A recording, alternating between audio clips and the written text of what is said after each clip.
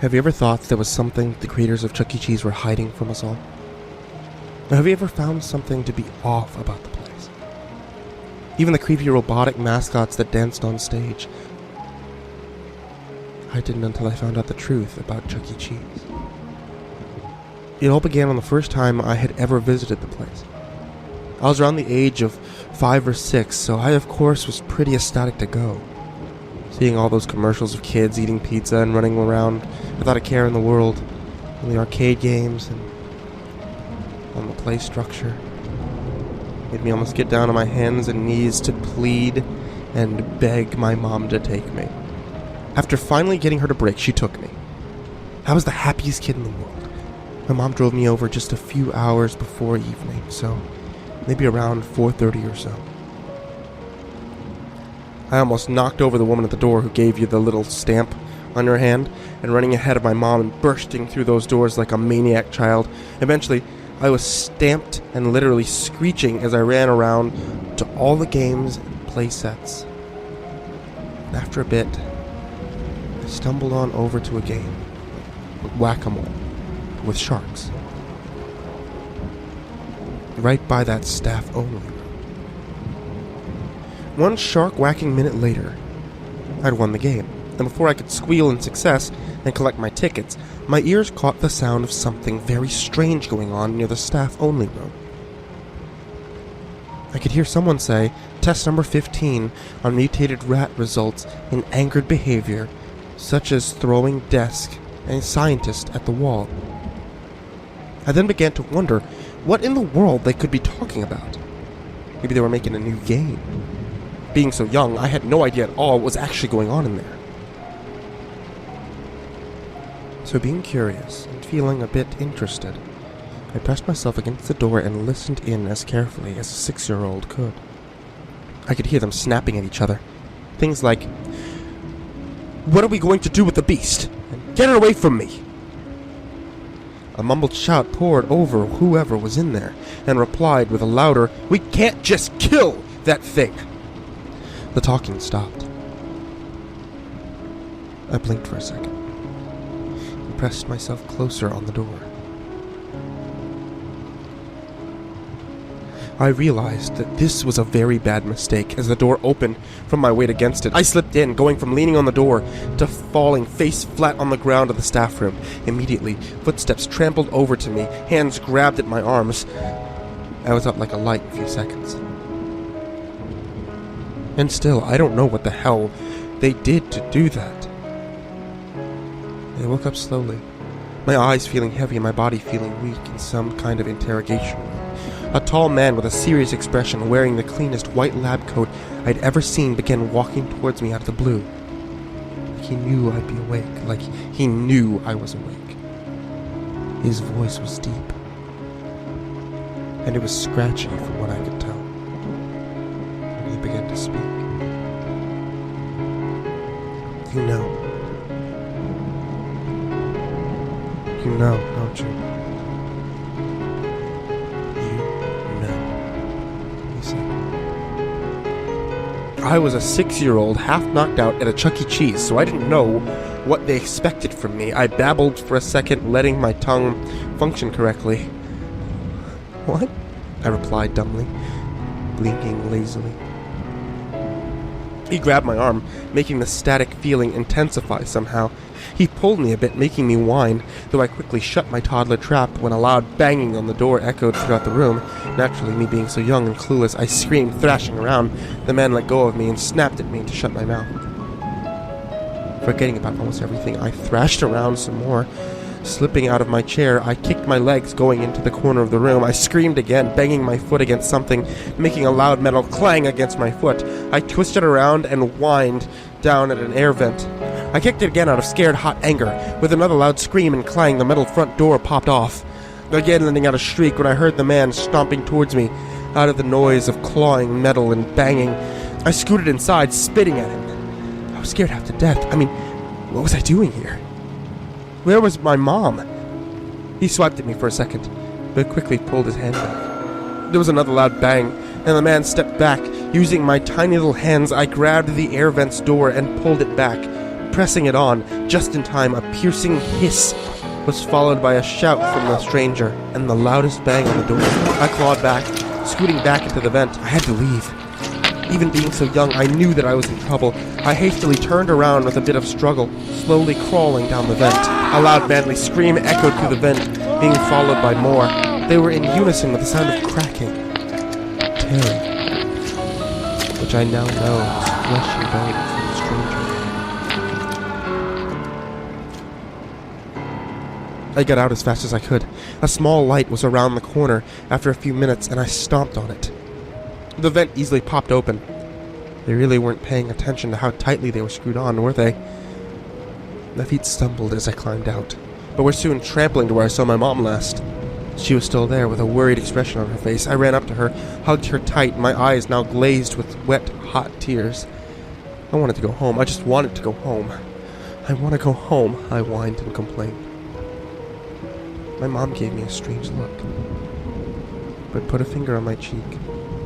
You must be tired, sweetheart, she cooed, picking me up. I clenched my small fist, holding tightly onto her shirt. We walked out of the building, me being oh so lovingly carried to the car. A distant whir of sirens became louder and louder, and police cars pulled into the large parking lot and skidded to a halt in front of the once amazing and fun Chuck E. Cheese. My mother almost ran into the car and quickly buckled me into the car seat. A couple hours later, home and safe that night, I walked out of my room to get some water before I went to bed. A habit of trying to procrastinate so I didn't have to sleep. And my mother was watching the news. The reporter talking about some kind of mutated rat coming out of Chuck E. Cheese and disappearing down the alleyway. So what happened to the real Chuck E. Cheese? God only knows. But I will never, and I repeat, never, go into any damn Chuck E. Cheese for as long as I live. And I know never to spy on the staff.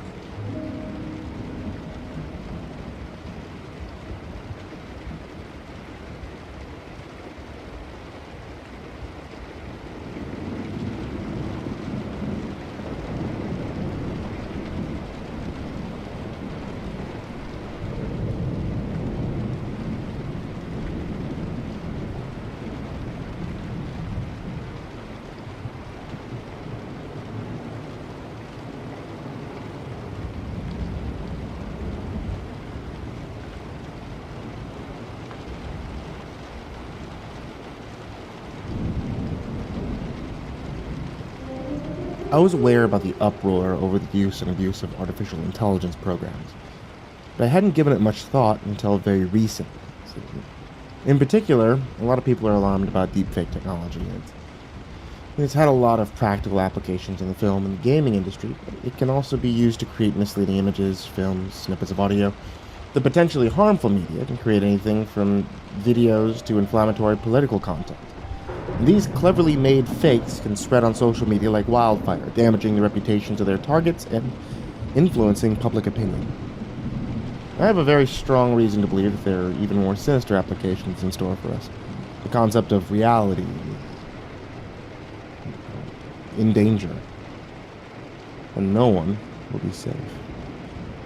Until very recently, I didn't know much about the darker side of deepfake software. I was peripherally aware that it existed. It's getting used for nefarious purposes. I'm not a confused old Luddite either, but a lot of that stuff kind of flies over my head. I certainly never would have imagined this technology would someday affect me, an anonymous nobody on an ocean full of regular people. Here we are. It was actually a more tech-savvy friend of mine who found this video.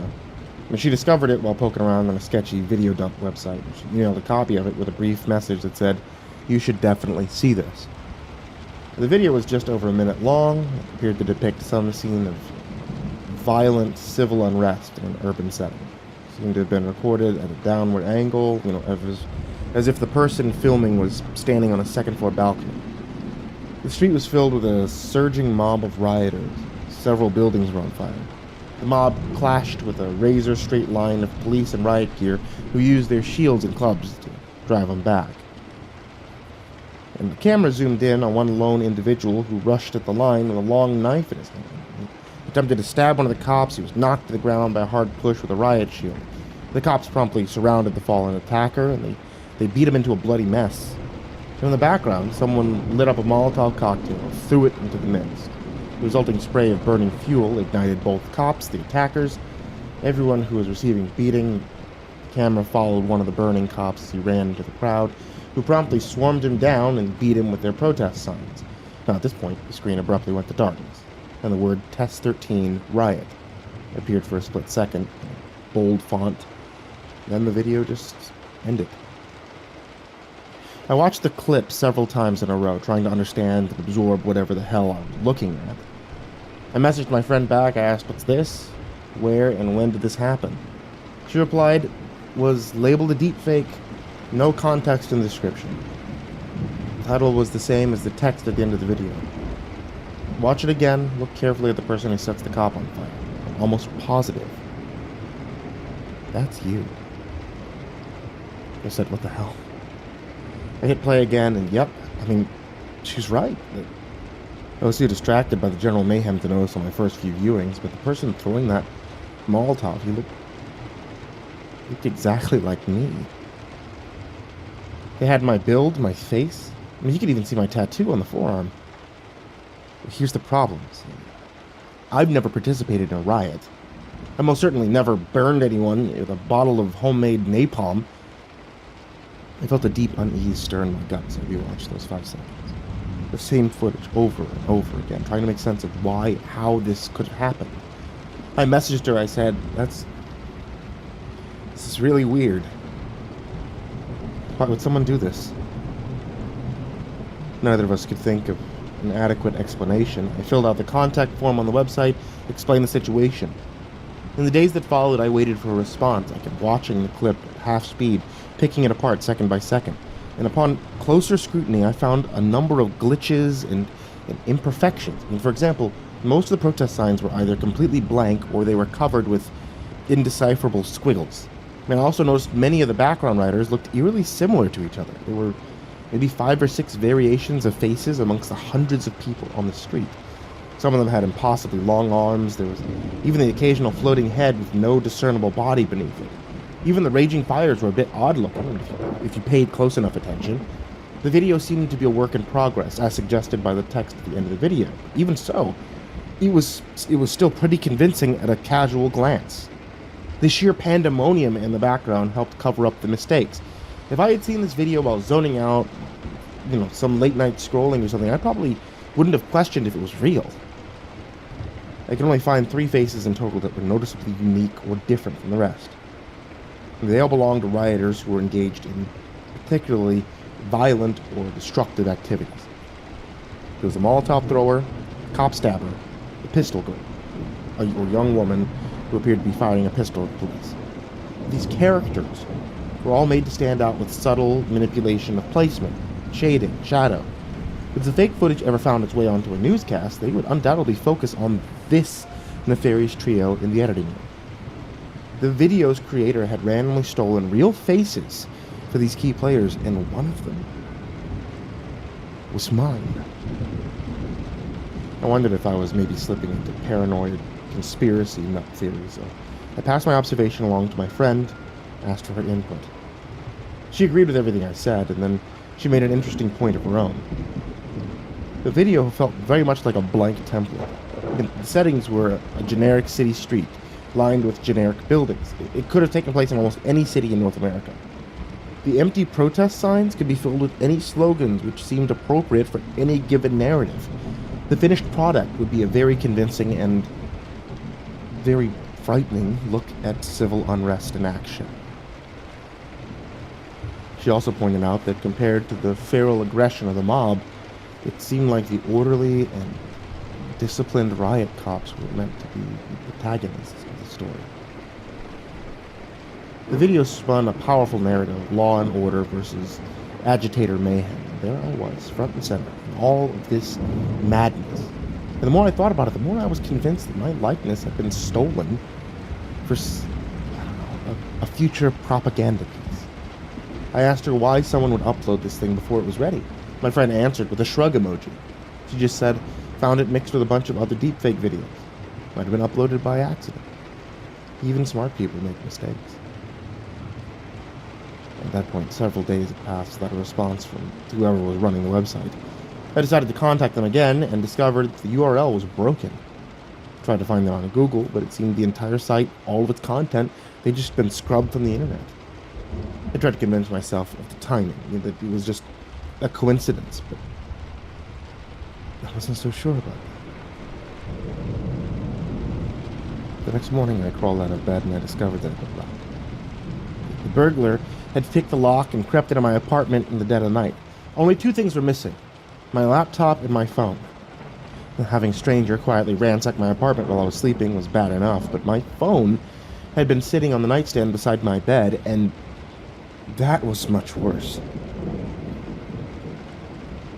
The intruder was actually inside my bedroom while I was snoozing comfortably in bed. They had been standing right beside me in the dark. I had no idea what was happening. I reported the break-in to the police, but the cop who came to make the report was suspicious of my claims. He repeatedly asked if anything else had been stolen. He pointed out that my wallet had been sitting on the side table, on that same desk as the missing laptop, completely untouched. I acknowledged that it seemed far-fetched, but I stuck to my guns. After he left, I drove over to my friend's house and made another disturbing discovery.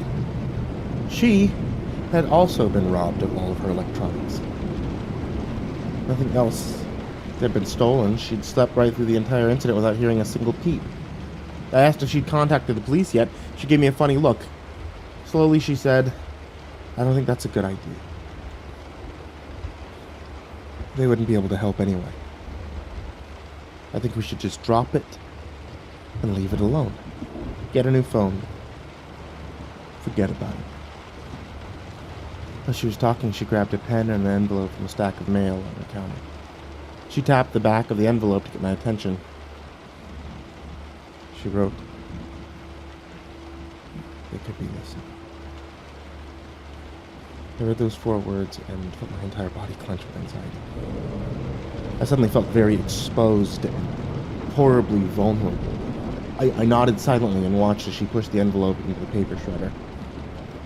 I was conscious of how easy it would be for a powerful entity to make me disappear. If they could break into my apartment, take a phone from my bedside table, it would stop them from taking me. If they'd already stolen my face, why not take the rest while they're at it? After this bizarre string of events, I no longer felt safe at home. I deleted all of my social medias. But the damage was done. They'd already given out my likeness, my data, literally hundreds of occasions. Likewise, I decided that moving to a new apartment wouldn't solve anything. They could find me, watch me wherever I tried to go. Let's be honest here. No one's safe from the powers that be, not anywhere. You might feel like you're anonymous within the masses, but the school of fish defense doesn't work anymore. It's just a flimsy illusion in the age of technology. You're photographed, you're videotaped numerous times every day. Every time you venture out of your home, dozens of cameras, observing your every movement throughout the day. Even inside your own home, it's possible for another party to watch you through the camera in your laptop. But never mind the cameras. They're the least of your worries as far as surveillance is concerned. Your cell phone is the worst offender. If it's on, it's always listening. It relentlessly tracks your journey through life from the cozy security of your own pocket. Even if you ditched the cell phone, you fled to a remote area to live as a hermit, you still wouldn't be safe. If they wanted to find you, there are a number of spy satellites, drones, things like that could do the job with dizzying efficiency. It'd only be a matter of time. If Test 13 Riot was ever broadcasted to the public, I'd be split into 2 different people. One would be innocent. The other be a murderer. And the only people who would question it would be those who knew me personally. I'd everyone else would think I was a wild-eyed maniac. And I mean, why wouldn't they? Hell, they saw me commit a crime on video, didn't they? If the quality was convincing enough, even those who knew me would probably find themselves doubting my innocence. How could they deny something they could clearly see? I don't sleep very well these days. You see, in the I'm always on edge. I had to trust everyone I see in the news. The powers that be have a 1-2 combo that can't be counted. Some people will readily accept their propaganda as truth. Others will fracture into nihilistic pockets of denialists. View all information as lies. When people can no longer believe what they see, they won't believe in anything at all. One group is easily controlled, the other is hopelessly fractured, and either way, those who seek to manufacture the future will soon wield all the power. We're entering the post-reality era of technological society. If you can still trust your own eyes, then you'll see. The future's bleak.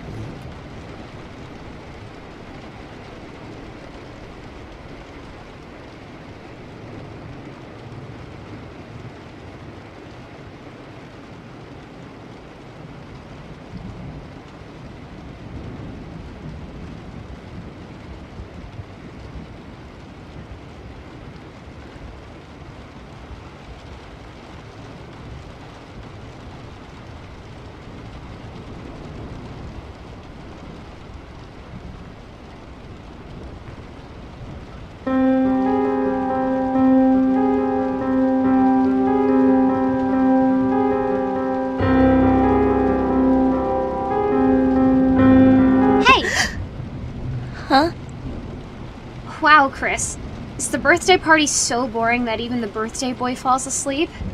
Leave me alone, Iris. I'm trying to stay awake, but it's not easy. It's just been hard to sleep. Big brother trouble again? Worse. Have you ever seen, like, the Nightmare Freddy? Nightmare? I mean, I've had a bad dream or two about them. They're creepy, Chris. Look at them on stage. Just shaking, creaking around like that. And then they come off and walk around. No, not Fredbear. Freddy, the brown bear. And Foxy and Bonnie and Chica. Like from the cartoon show? Like Fredbear and Friends? Yeah, I've seen them every night. They creep around my house, Iris. Fredbear's keeping me safe. Keeps you safe? The stuffed animal? Yeah, they're all my friends. You know? You are so weird.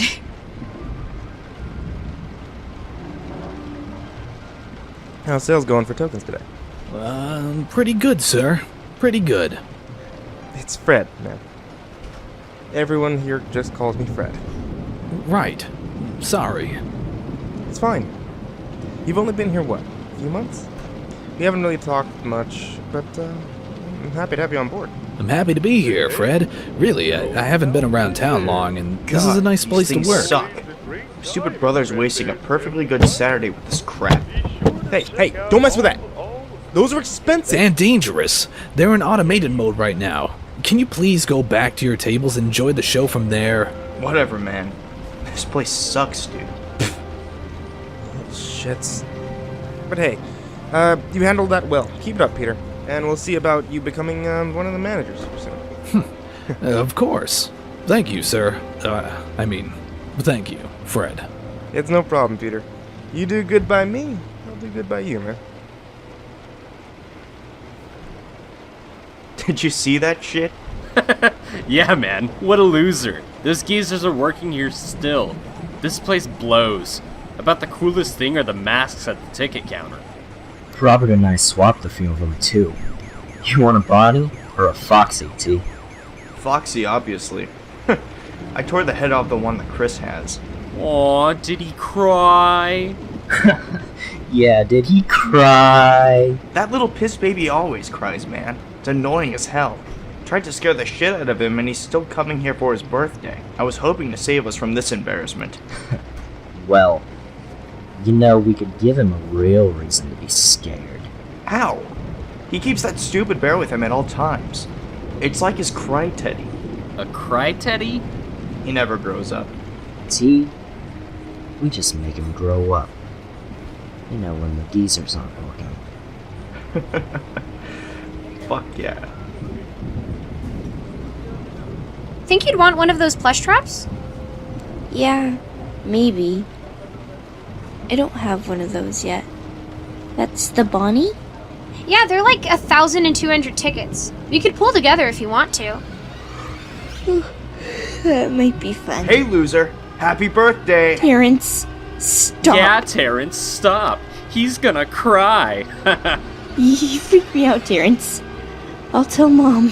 If you want to keep that stupid bear, you won't tell Mom shit. You guys are such bullies. Seriously?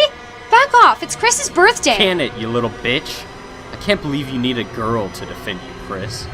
Wow, your brother's kind of a baby, isn't he? It's hilarious. Why don't we help him get a closer look? He'll love it. No, please. Come on, guys. Let's give the little man a lift. He wants to get up close and personal. No, I don't want to go. You heard the little man. He wants to get even closer. You kids, back up from the stick. Hey, guys. Peter. I think the little man said he wants to give Fredbear a big Don't kiss. mess with that, kid. On 3. Kid. 1, Kid. 2. Please, Terrence, I'm scared.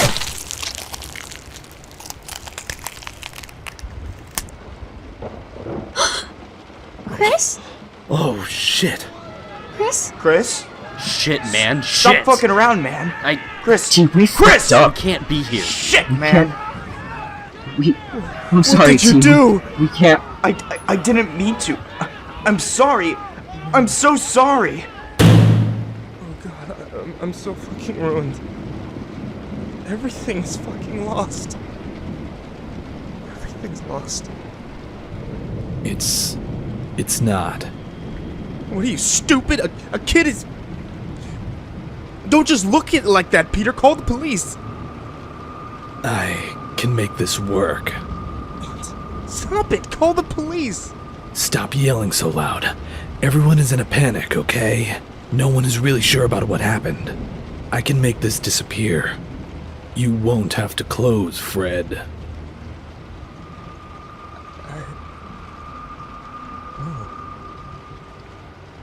How could you ever make this work?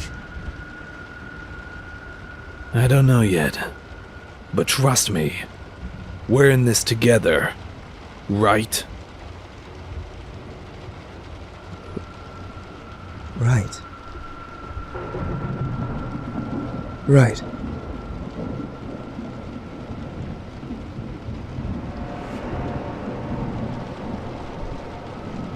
You're broken, but I can put you back together.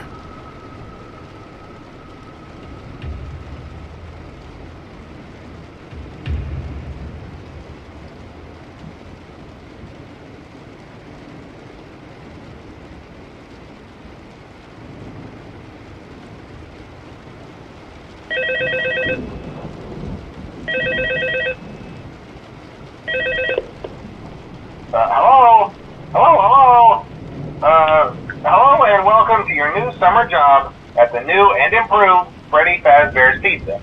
I'm here to talk you through some of the things you can expect to see during your first week here and to help you get started down this new and exciting career path. Now, I want you to forget anything you may have heard about the old locations, you know. Some people still have a somewhat negative impression of the company. That old restaurant was kind of left to rot for quite a while, but I want to reassure you, Fazbear Entertainment is committed to family fun and above all, safety.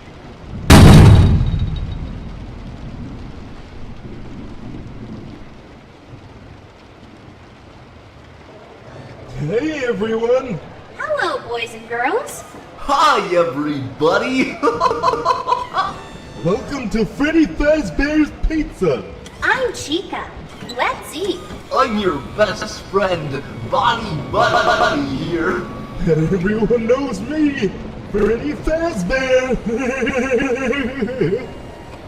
Is everybody having a good time? Because I sure know that I am. I could use some more, help me, more pizza. There's plenty of delicious people delicious pizza when you're at Freddy's Pizza, Chica. You can't live off pizza all the time, Freddy.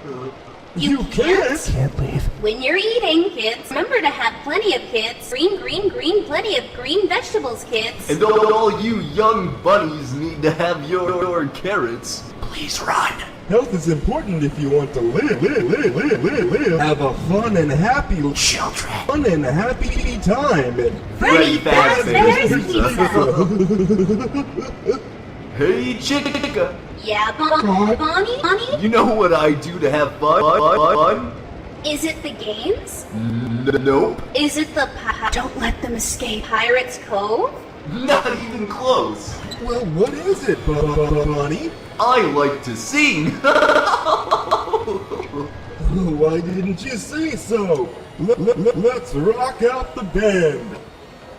1, 2, 1, 2, 3. 4.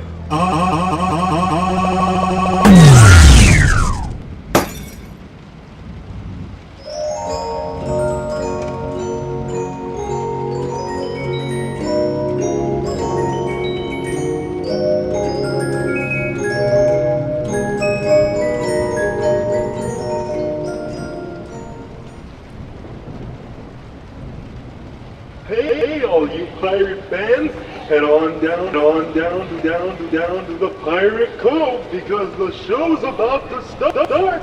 It's our good old pal, Foxy. Foxy. Never accept me. I know he's around here somewhere. Always alone. We need to call him out.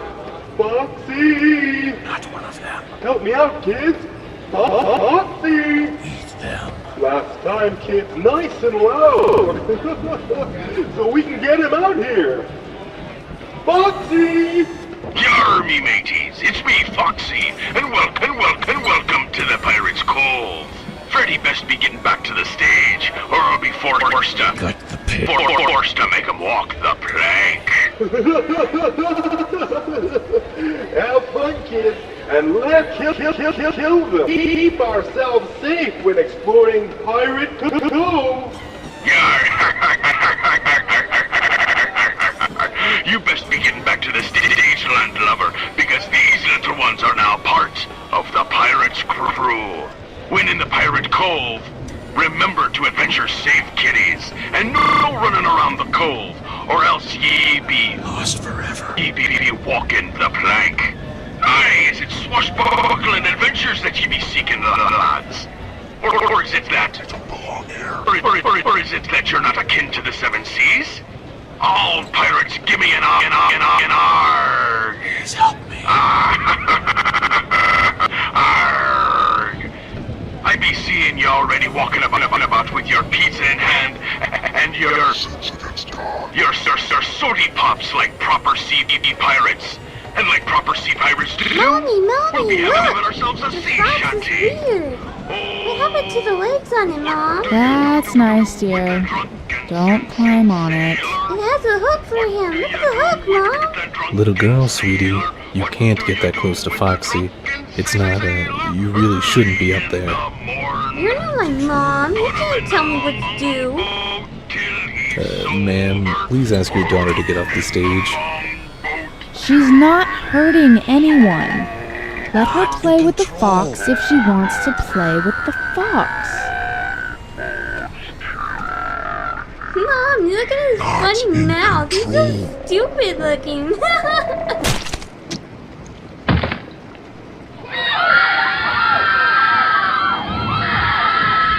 Oh God. Oh my God.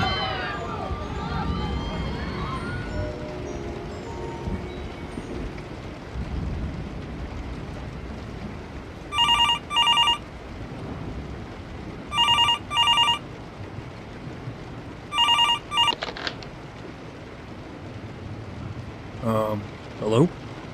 Hey man, it's me. Ah, hey boss. Hey Gordon, look.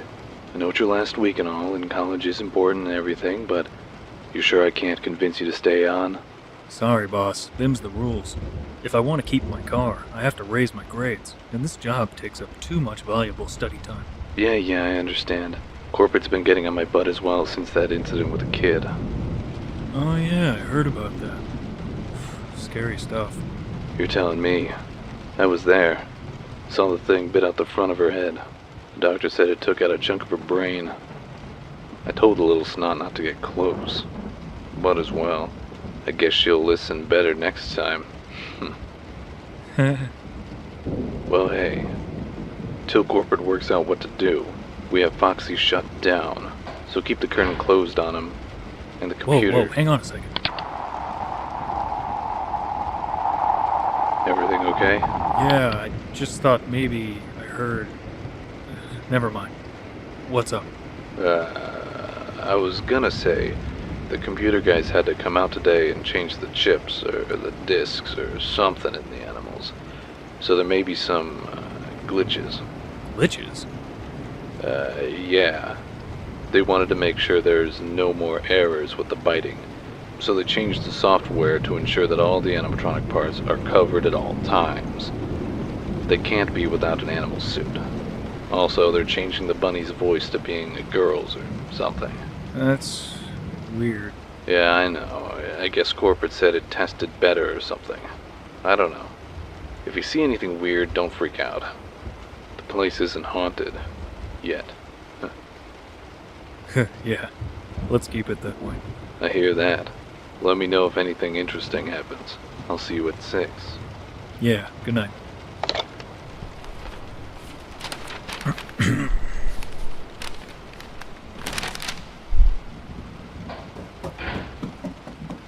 Crap. What the hell? Someone better not have taken Freddy.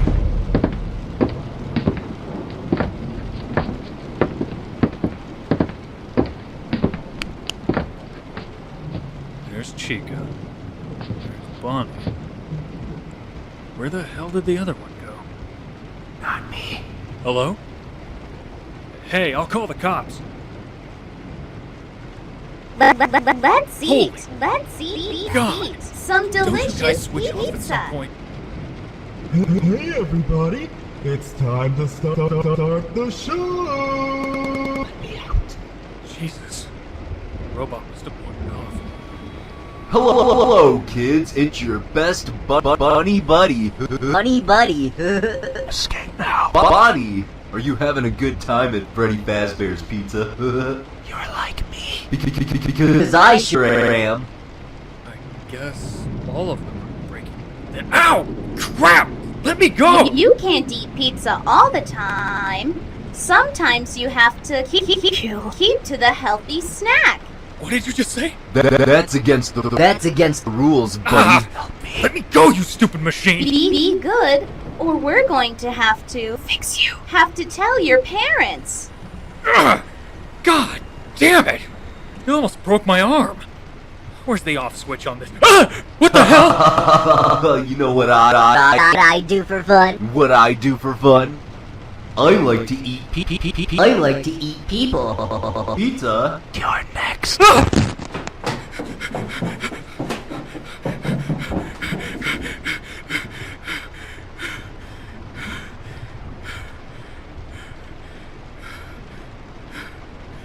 What the hell? Has everything gone crazy? I need to call the computer techs back to fix this. Forgotten me. You're still here. Good. I guess they didn't upgrade you since you're out of order. Maybe the number's in the security room. At least I can get away from them.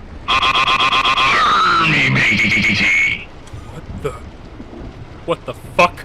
Rule breakers be walking, no. My fault. Walking the plank. Ah! No running. Join us. The Pirates Cove, lads. What? Why isn't the door closing?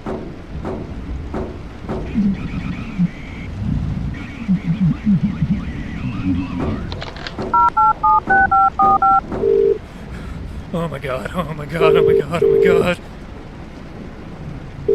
Come on, man. Come on.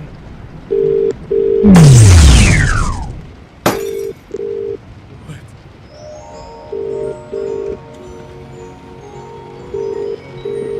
Hey, buddy. You're going to die like me. You're not following the rules.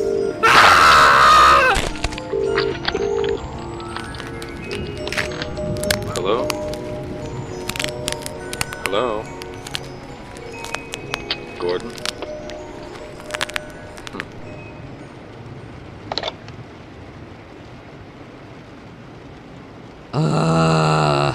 God, Michael, shut up. You're such a drama queen. Shut up, Allie. Allison. Whatever, can we go somewhere and do something for once? Summer is almost over.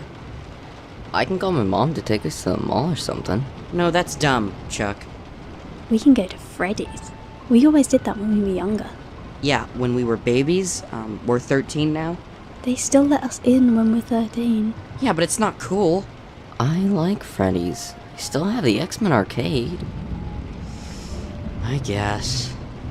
Freddy's isn't so bad, Michael. I mean, didn't you hear about it being haunted? What? No way. No, I heard that from my mom. They say, like, monsters and ghosts and stuff come out at night there. The security guard that was working there disappeared a few nights ago. That's nuts, though. Right after that one girl got her face bitten out, I heard that there was blood and brains all over the animals, and that they had to, like, mop them all down afterward, but it just smeared into the animal suits and made them smell like death. Oh. Stop it, you're making Chuck sick. She lived, though. If you can call it that. She goes to our school and I saw her. It's... Stop, please. Oh, sorry. No, I have an idea. We should go to Freddy's. That was mine. Different from your idea, Allie. Allison. We go when the place is closed. We can go on a ghost hunt. Well, Mom did say they are looking for someone to replace the guard. Maybe they haven't yet. Michael, my dad would kill me if he knew I snuck out there at night. We're not honestly going to do this, are we? Oh, come on, Allison. If we go, then we all have to go together. Oh, Allison's going to go. Otherwise, I'll tell her dad about that one website I caught her. Michael, you said you wouldn't tell anyone about that. And I still won't. If... I seriously hate you both for this. Fine, we'll meet at Freddy's tonight.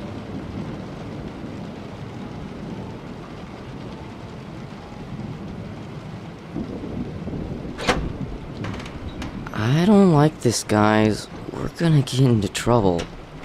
You're such a wet blanket, Chuck. Come on, this is going to be cool. Chuck's right. This is a bad idea, Mike. Both of you, shut up. God. We have a pizza place all to ourselves. Video games and pizza till the sun comes up. I guess so. I don't know. Well, fine. That means that Allison can help me plug the arcade games back in, and Chuck, or should I say Debbie Downer, is on pizza duty. Pac-Man.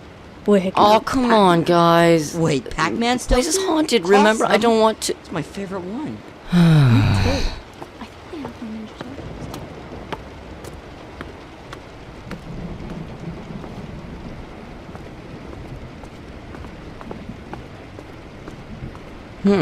So I guess they just turn on the oven and put the frozen pizza in. Hello? Allison?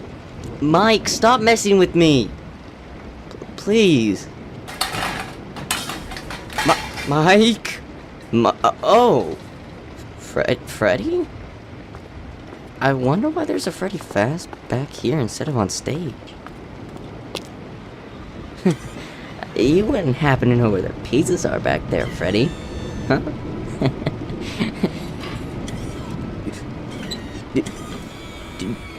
Did you move?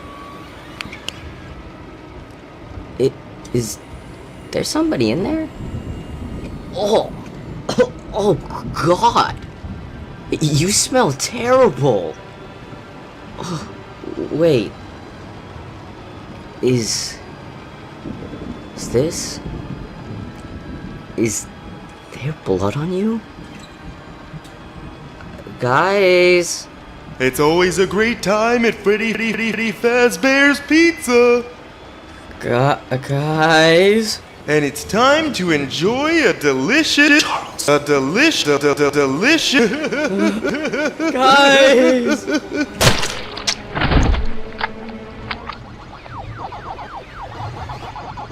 Get the cherries! Get the cherries! Yes, Michael, I see the cherries. They're getting away! I know how to play Pac-Man, Michael. Did you just unplug it? I didn't do anything. The power must have been shut off. I bet it's Chuck trying to freak us out. I like to sing. I like to sing. I like delicious children. I like to sing. That's creepy. The robots probably have batteries. Doesn't make it any less creepy. Yeah, Chuck probably turned those on too. Hey Chuck! Come out! The game's over, turn the power back on. Fine. Allie, we'll go into the kitchen and turn it on ourselves.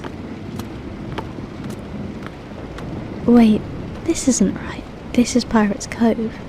I think we needed to take the other hall. Yeah. Just a second. What are you doing? It says out of order, Michael. Well, who's going to stop me? The security guard? Whoa. I don't like this one. It freaks me out. I loved Foxy. He's a pirate dude. The meanest of all of them. Alrighty, matey. You best be heading back to the stage, because these little kitties are part of the pirate's crew. You were scared. Well, so are you. I was just pretending so you wouldn't feel bad. I guess he runs on battery too, huh? With the drunken sailor, what do you do with the drunken sailor? No, you. What do you Did do with the you just hear that? drunken sailor? Early in the morning. There's something else inside of... Help me. I don't like this. I want to go home, Michael. Can't stop. Bite. Allison! Allison, run!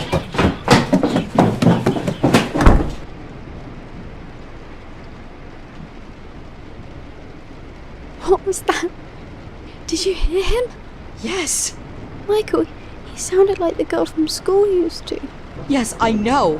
He was saying bite. He was trying to bite our heads off like that girl from school. I know! Shut up!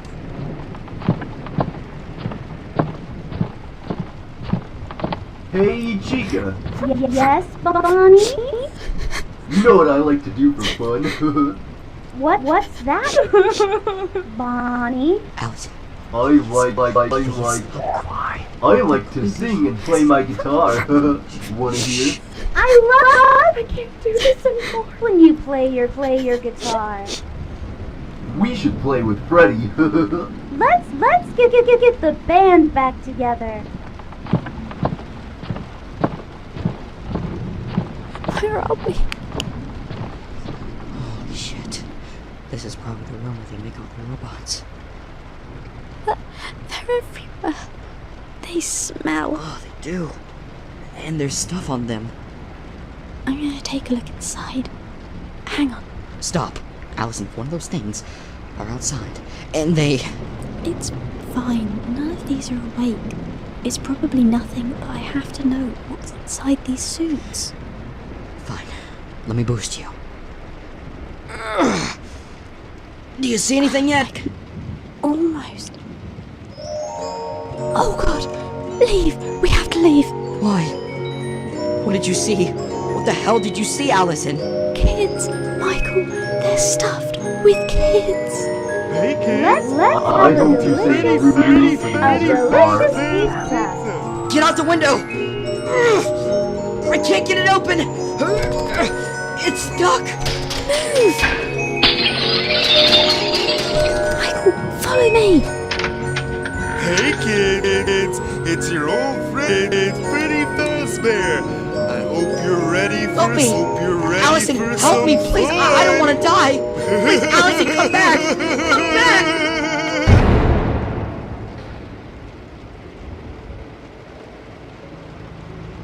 Hey. Hey, kid. What are you doing here? Where are your folks? Help me, please. My friends are inside, and we saw blood and dead people, and I think they're hurt, and I don't know who to go to. Whoa. Slow down. You snuck in and saw... Snuck in the middle of the night, and we were just trying to play games and eat pizza, and I know we did something bad, but I didn't think we could get hurt like Okay, this. sweetie. You didn't do anything wrong. We'll make sure everything's okay. We're just gonna bring you back inside. Inside? No, we can't go back Everything's inside. going to be okay.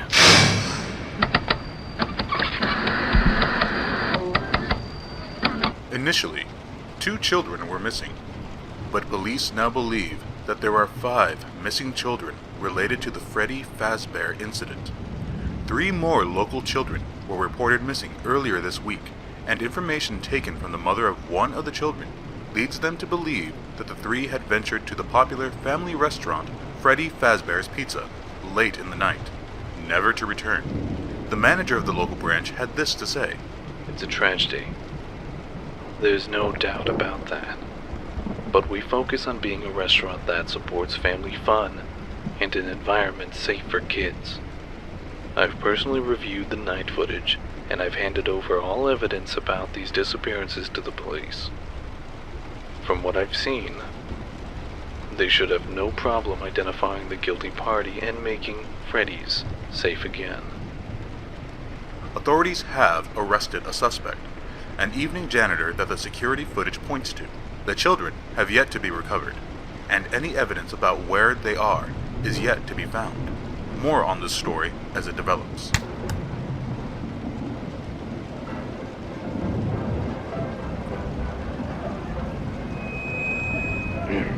Hey there, boys and girls. It's Fred, owner of Fredbear's Family Diner and creator of Freddy Fazbear. I just wanted to thank all of you for coming out and enjoying some pizza with me and my friends. So, without further ado, I'd love to introduce to you my best animatronic friend, Freddy Fazbear.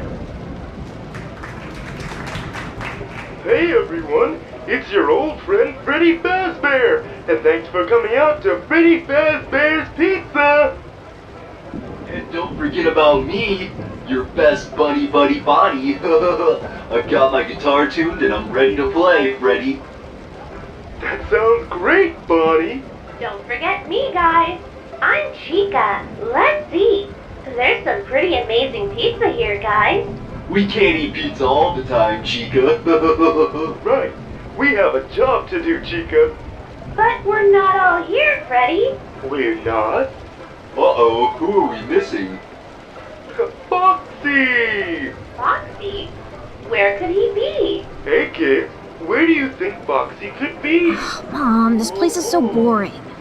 No, Jonathan. You love Freddy's, remember? Yeah, when I was little. You're still little, Jonathan. No, I'm not. Well, we're still waiting on your dad to get off work. When he is, then we're all going home together. Did you want more pizza? Or get some ice cream from the buffet?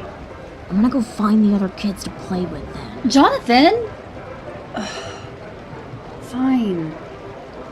But be safe. This is so stupid. The animatronics don't even seem real anymore. They're so old looking.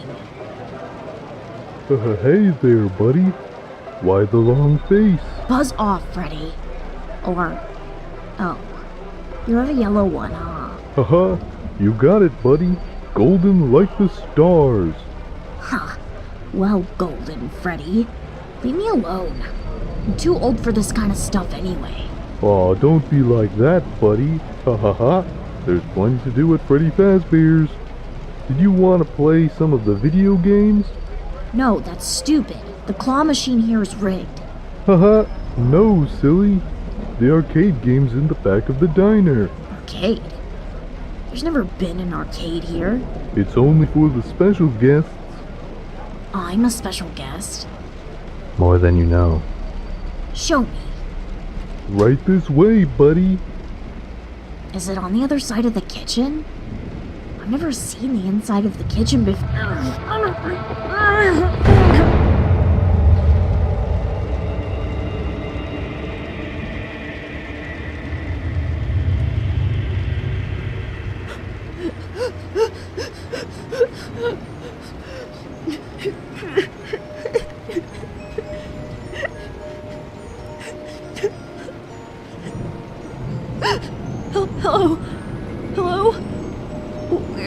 am I? Mom? Why can't I move? Puppets don't move on their own. See? You're an adorable little puppet. Fish hooks in your hands, fish hooks in your feet, and you can dance wonderfully.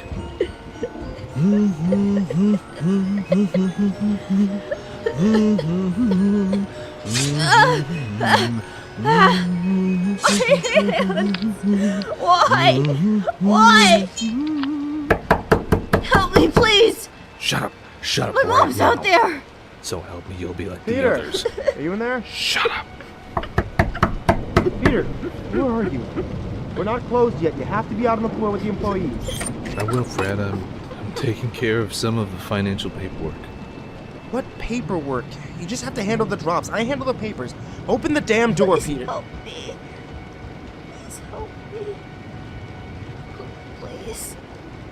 Please help. For God's sake, Peter. It's the last one, Fred. I can handle this. I just wanted one more before we moved. No. We're supposed to be growing. Do you understand? We're franchising this place in a few weeks. You can't do this. You can't keep putting me in this position, Peter. I know. This isn't going to keep happening. I can handle it from here. You better. I'm gonna be in a corporate office and these places are relying on you. Please. Kid.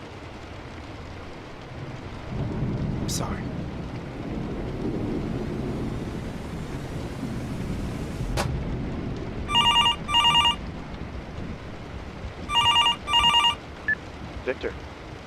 Victor, it's Fred. Fredbear's Family Diner's closed, do you understand? We need those new animatronics now. We're opening the new store in just a few days, okay? I don't care what you have to do. You make them work. You take the pieces out of the old one if you have to. You make the new ones work, okay? This is not going to fail me.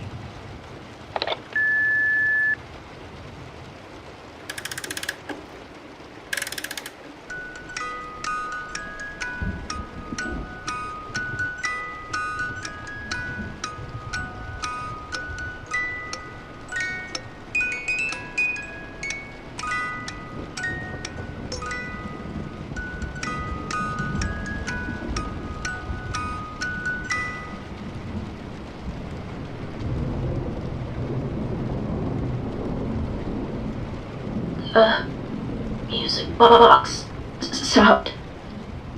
Save them. It's party time, and I want to have the wildest pizza party.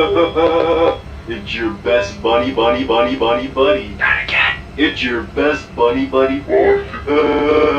It's always a fun time at Freddy Fazbear's Pizza.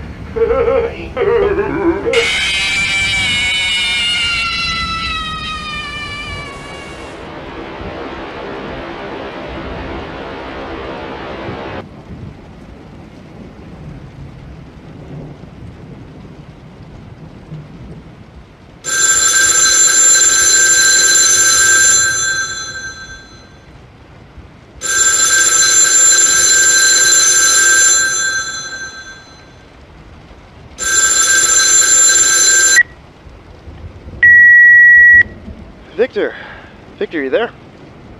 Victor, pick up if you're there. Okay, it's Fred. The owner of Freddy Fazbear's. Look. Okay, so the animatronics were delivered today, and they look great, man. You did a great job on them. They're a lot friendlier looking than the old ones. They don't make that whir when they walk around too. And yeah, we're letting them roam around the new diner a bit more. If that's a problem, let me know. But it looks good from what they did today. Okay, they're much friendlier with the kids too. The old ones kept doing that stupid lock-up stare down. So these work out much better. I think the only thing that they stare at are the managers and the workers now. So honestly. I find that kind of funny. Only issue I'm having is the night mode on these things. I can't get it on, or it's not been programmed in or something. I can't turn them off. I mean, we have to figure out a sleep mode or a dock location for them so they don't keep wandering. We found 2 of them in the security room the other day. Alright, well, get back to me when you can. So, yeah, thanks again, Victor.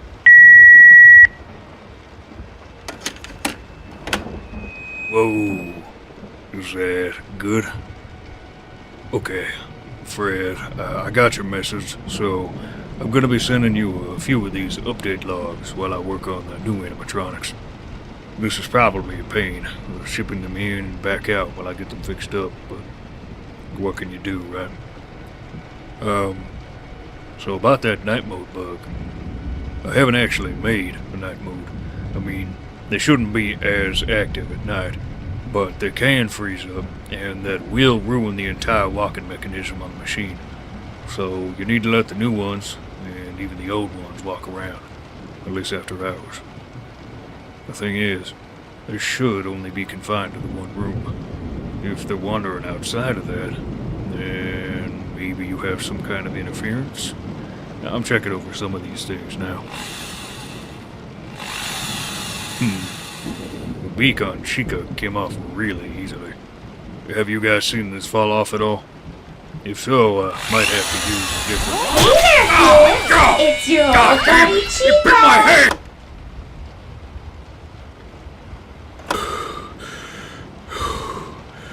I'm guessing that's what you're having the problem with. It should be off, but the modes change at random.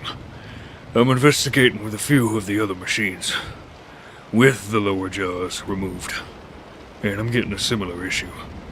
I'm shipping them back for the store in the morning, but send me all the machines you have in-house tomorrow. I'll take a look and see if I can't find where the interference is coming from. They're switching modes.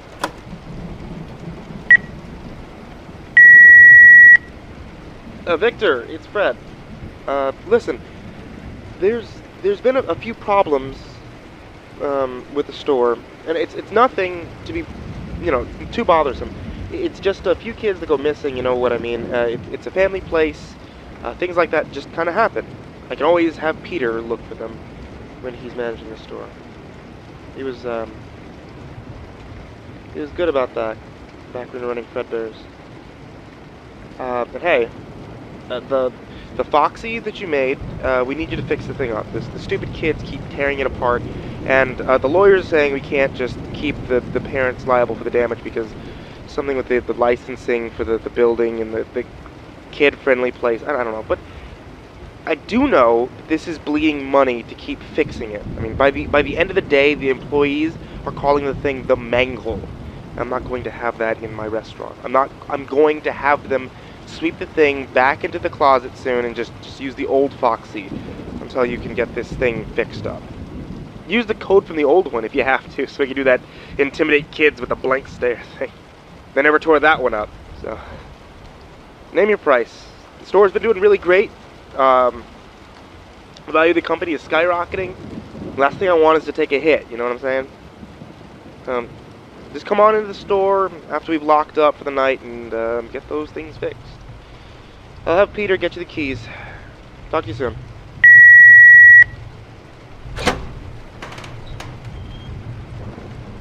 There you go, Vic. Are you sure you're going to be okay in here? Things get a bit spooky at night. I think I can handle my own creations, Peter. Thanks. Are you going to be hanging out? Me? No. I have a dinner to eat and movies to watch. I'm off the clock. I'll leave the keys in the front door for you. Lock up when you're done. Sounds good. Hopefully the repairs won't take long. Gotcha.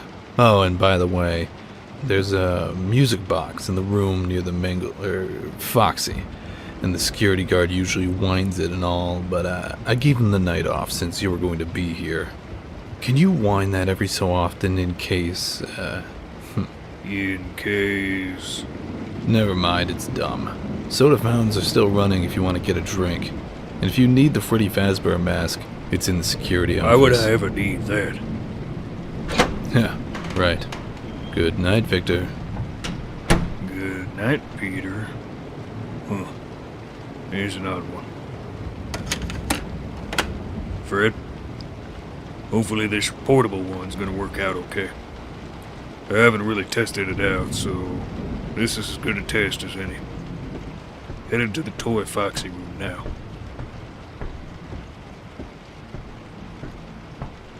Oh, wow. Oh, sorry, Fred. I just haven't seen the animatronics on stage before. You really did a good job of putting this place together. It's a huge step up from the family diner.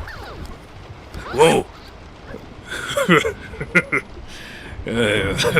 Forgot they're on free roam at night. Well, Peter was right when he said it gets a bit spooky in here. Hey kids! It's a great night here at Freddy Fazbear's! Oh no, the software's looping, isn't it? How about a hug, kids? And we're getting interference. No running in the restaurant, buddy! Easy does it, Victor. They're just machines. I'll just have to flash the light in their eyes for a moment, and they should be set. A little reboot should be all they need to clear the repeater. I'll get Bonnie and Chico while I'm here, too. It's party time, kids! Let's party! You're lucky you got me, man. Otherwise, this software loop can get pretty bad. Hey! Fuck you! Hey there, kids! Are you ready to rock and roll? Jesus. The interference is seriously gonna cause a problem if I can't fix this. I'm relatively sure I just heard him say a word you do not want him to say around kids. Okay, let's see if I can track it down then. Well, here's the mangle, and it seems like the signal of the interference should be right around. I think it's this music box Peter was telling me about. Why do you guys just let it play all night anyway? Oh well, it's almost done. Just stop using this thing, Fred. It's causing you more problems than you need. Might even help you with your missing kid problem. Interference might switch them to free roam and lead them places they aren't supposed to go. Much better. The interference signal is gone. Anyway, I'm headed back to the mangle.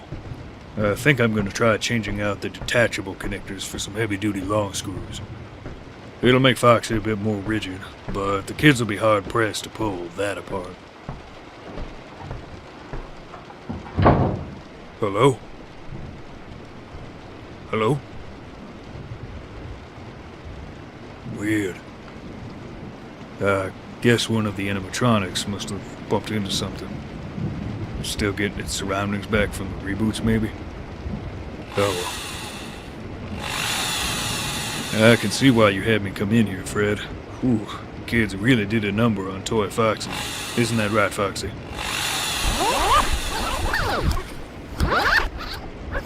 Oops. The voice box is a little damaged. Just a second, Foxy.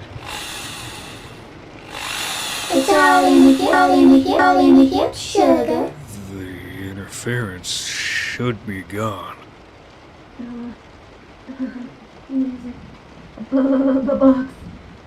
Stop. Fred, what is going on? I thought all the old animatronics were off.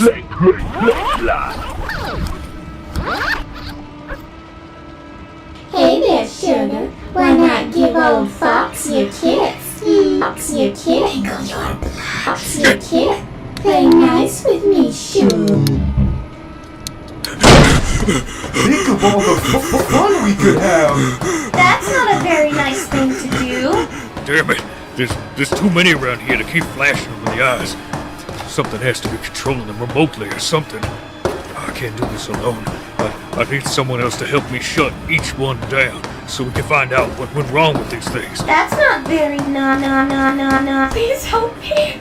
You have to play safe if you. God damn it! Shit! Where did Peter say he was putting the key? this front door just locked. You can't leave without your parents, buddy.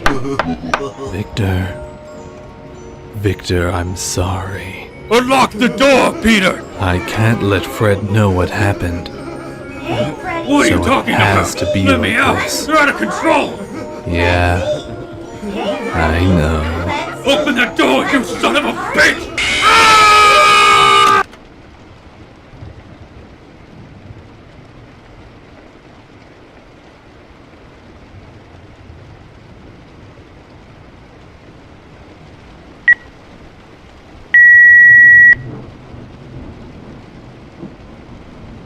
Victor. Victor. God, man. Where are you? I asked you to come into the store like a week ago, okay? I haven't heard anything from you. Peter never saw you. Have you seen the news? Calling it the bite, man. This is gonna ruin me. It's gonna ruin the whole company, and this is your fault. These are your robots, okay? You said that they were safe, and now look, the whole store is in lockdown. I'm taking all the new electronics. I have to hire these morons to refurbish the old ones to maybe salvage a business out of this. We're gonna have to close up the store now. This is all your damn fault. If you'd fixed the bugs, asked you to, this wouldn't have happened. This wouldn't have happened. I hired you for a reason, okay? You said you could handle this. Well, where the hell have you been? Not even going to return my calls now, huh? You better lawyer the fuck up, you know? You hear me? You better lawyer up. You may not want to talk to me, but my lawyers will damn well want to talk to you.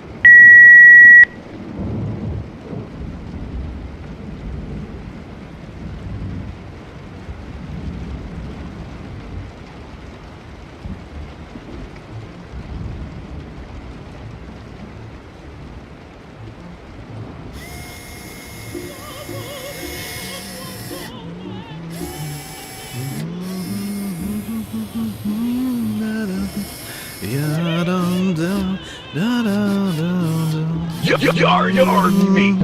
It was a safe.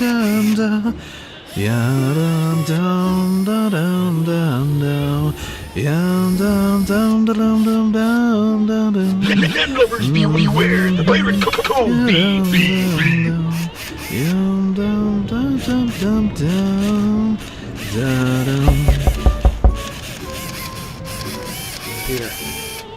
Peter, are you in your office? Come in, Fred. Hey. Store's still running? I thought we were shut down since we can't use the animatronics. Nah. The bite shouldn't be a reason that we shut down. We still have the old springlock suits from Fredbear's. I've had the employees and myself walking around in those instead. You can't do that. Those things are dangerous. They're the whole reason that we went full animatronic. The locks on all the animatronic parts on the inside are faulty. If you so much as breathe wrong, brush one of those things, it'll crush you to death. You know that. Everyone gets training on them. Don't worry. Peter, the police are still going through everything with me, but this isn't looking good. And you're not helping me at all with this. It's looking... What are you doing? Dismantling them. Why? That was Victor's job. You can't mess with these things. They're evidence now. Victor hasn't showed up in days, remember? He took your cash, and he ran. Remember? Yeah. How could I forget? Guy screwed us. You. Excuse me? He screwed you. I don't own this company. You don't? I'm sorry. How many times have I stuck my neck out for you, you ungrateful asshole? You can't abandon me when the shit hits the fan. Fred, why do you think I'm doing all this? Victor's not here to hide your tracks. I'm doing it for you. You're covering your own tracks. The shit that's going wrong here is you. The people disappearing, the deaths. I've been covering you. I've been covering for you for years. And why's that? I'm not your family. I'm not your friend. I'm not even a business partner. Who would ever believe that you have a reason to cover my tracks? If anything, I'm the one doing you a favor for all these years. You are my friend. We started this together. If you weren't supposed to be my friend, then what the hell have we been doing? I don't know. But you better have a good way to explain that to the police. Fuck you, Peter. Fuck you. And I'll kill you for this. I swear Careful. that... The security cameras are still running in here, you know. Peter, I swear to God, this isn't going to be over for you. I'll make sure you burn for this. I'll make you walk the plank.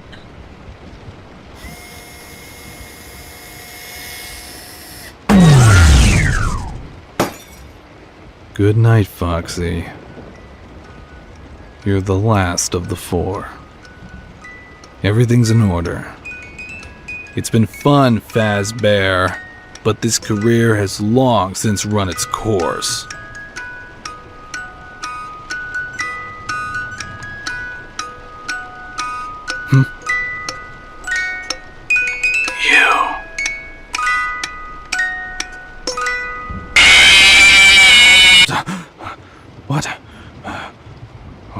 What happened?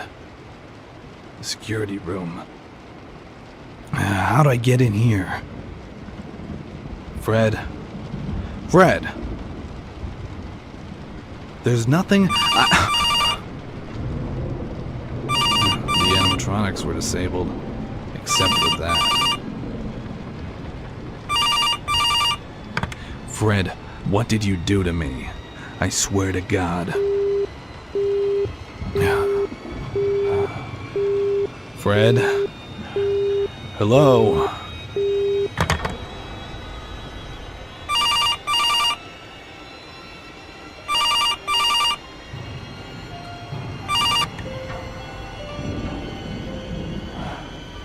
Fred?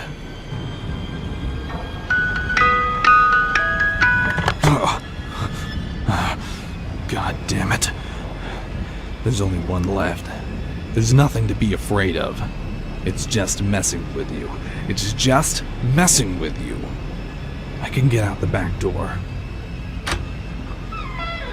I'll find Fred.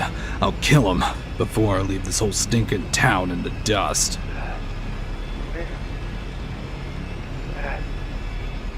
Ow.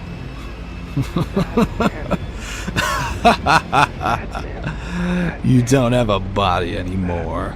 Poor little forgotten piece of trash. You can't leave us. You can never leave. Oh, you two? I remember you. I remember both of you. Oh, how you screamed. You can never leave. How you... You did this to us. You can't leave us. You can never leave. You're all back. None of you can leave, can you? You can never. You did this. You did this to us. You can't. What are you doing? You think this is my fault? I didn't do anything. You were the idiots that couldn't listen to your parents. Get back. Get the hell away from me. Help me. Help me. Get the hell out of my way. Stop blocking the exits. Help me. You did this to us. You can't leave Get us. away. Get away from me. Help me. Help me. Get away from me, I said. Help me. Help me. You can't. Damn things are following me everywhere. The back doors, the closets. How the hell did that guard? The suits. The spring-lock suits can hide me.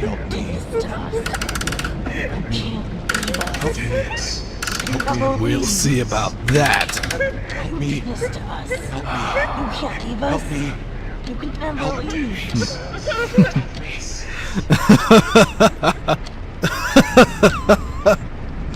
You stupid kids.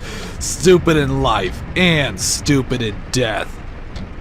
I'll see you all in hell.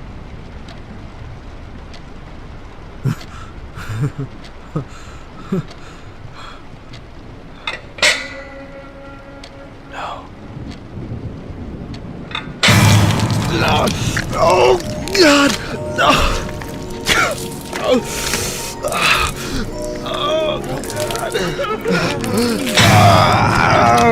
Help me. Help me.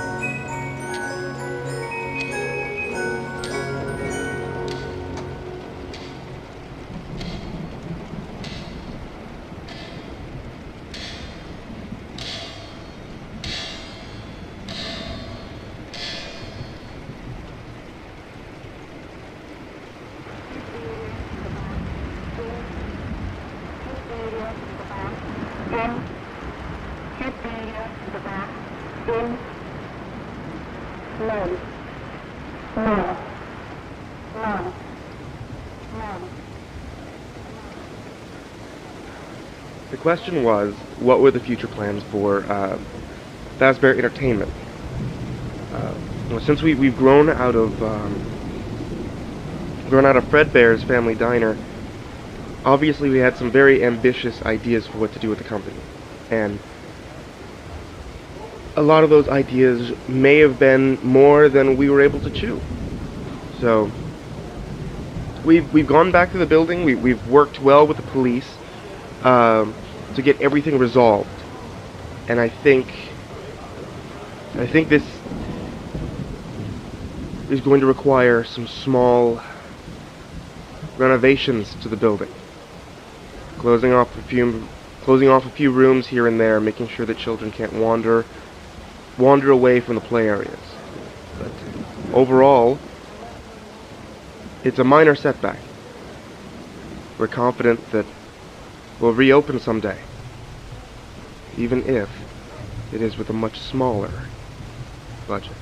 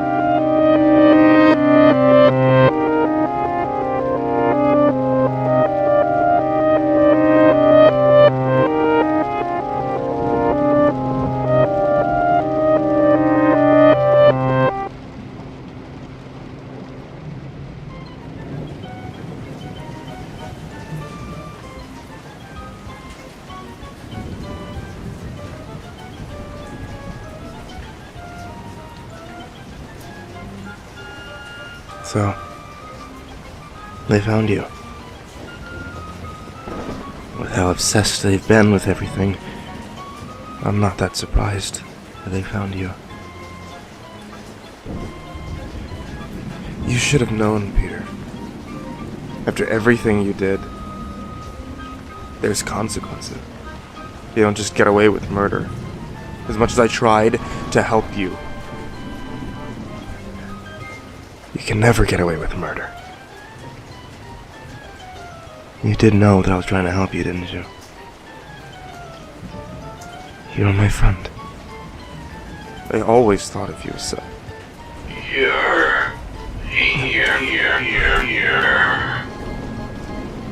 I knew that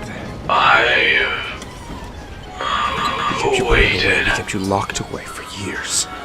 Years so that you could never... I've waited so long. You could never hurt anyone. And then they brought you out. Help me.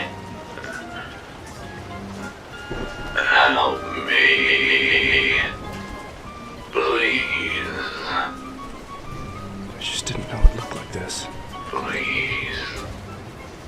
Yeah. I can help you. I can help you, Peter, after everything that you've done to me. After everything that you've put me through. Telling me you don't deserve.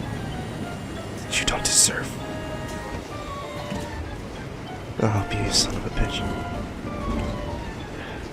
Do you remember the last time we talked, Peter? Do you remember when you abandoned me? When you left me before you became this? I told you. You'd burn for what you did to me.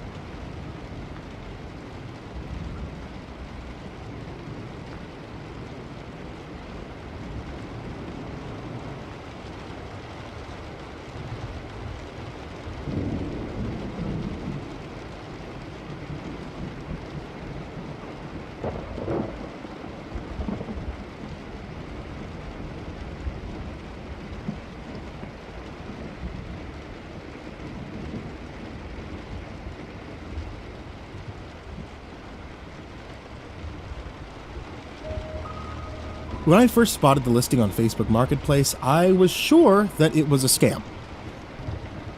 2 used animatronics dismantled, bundled together, for sale. Discounted, the header read. They were a new seller, with what looked like a fake account that had been quickly set up.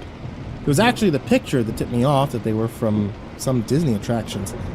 One appeared to be an angled shot of a robot pirate from the Pirates of the Caribbean ride, and the other was what looked like an older model of one of those presidents from the infamous Liberty Square attraction. I told myself that it was too good to be true, but I went ahead and shot the seller a message anyway, let him know I was interested in buying. The reply came quickly. Hello, thank you for your interest.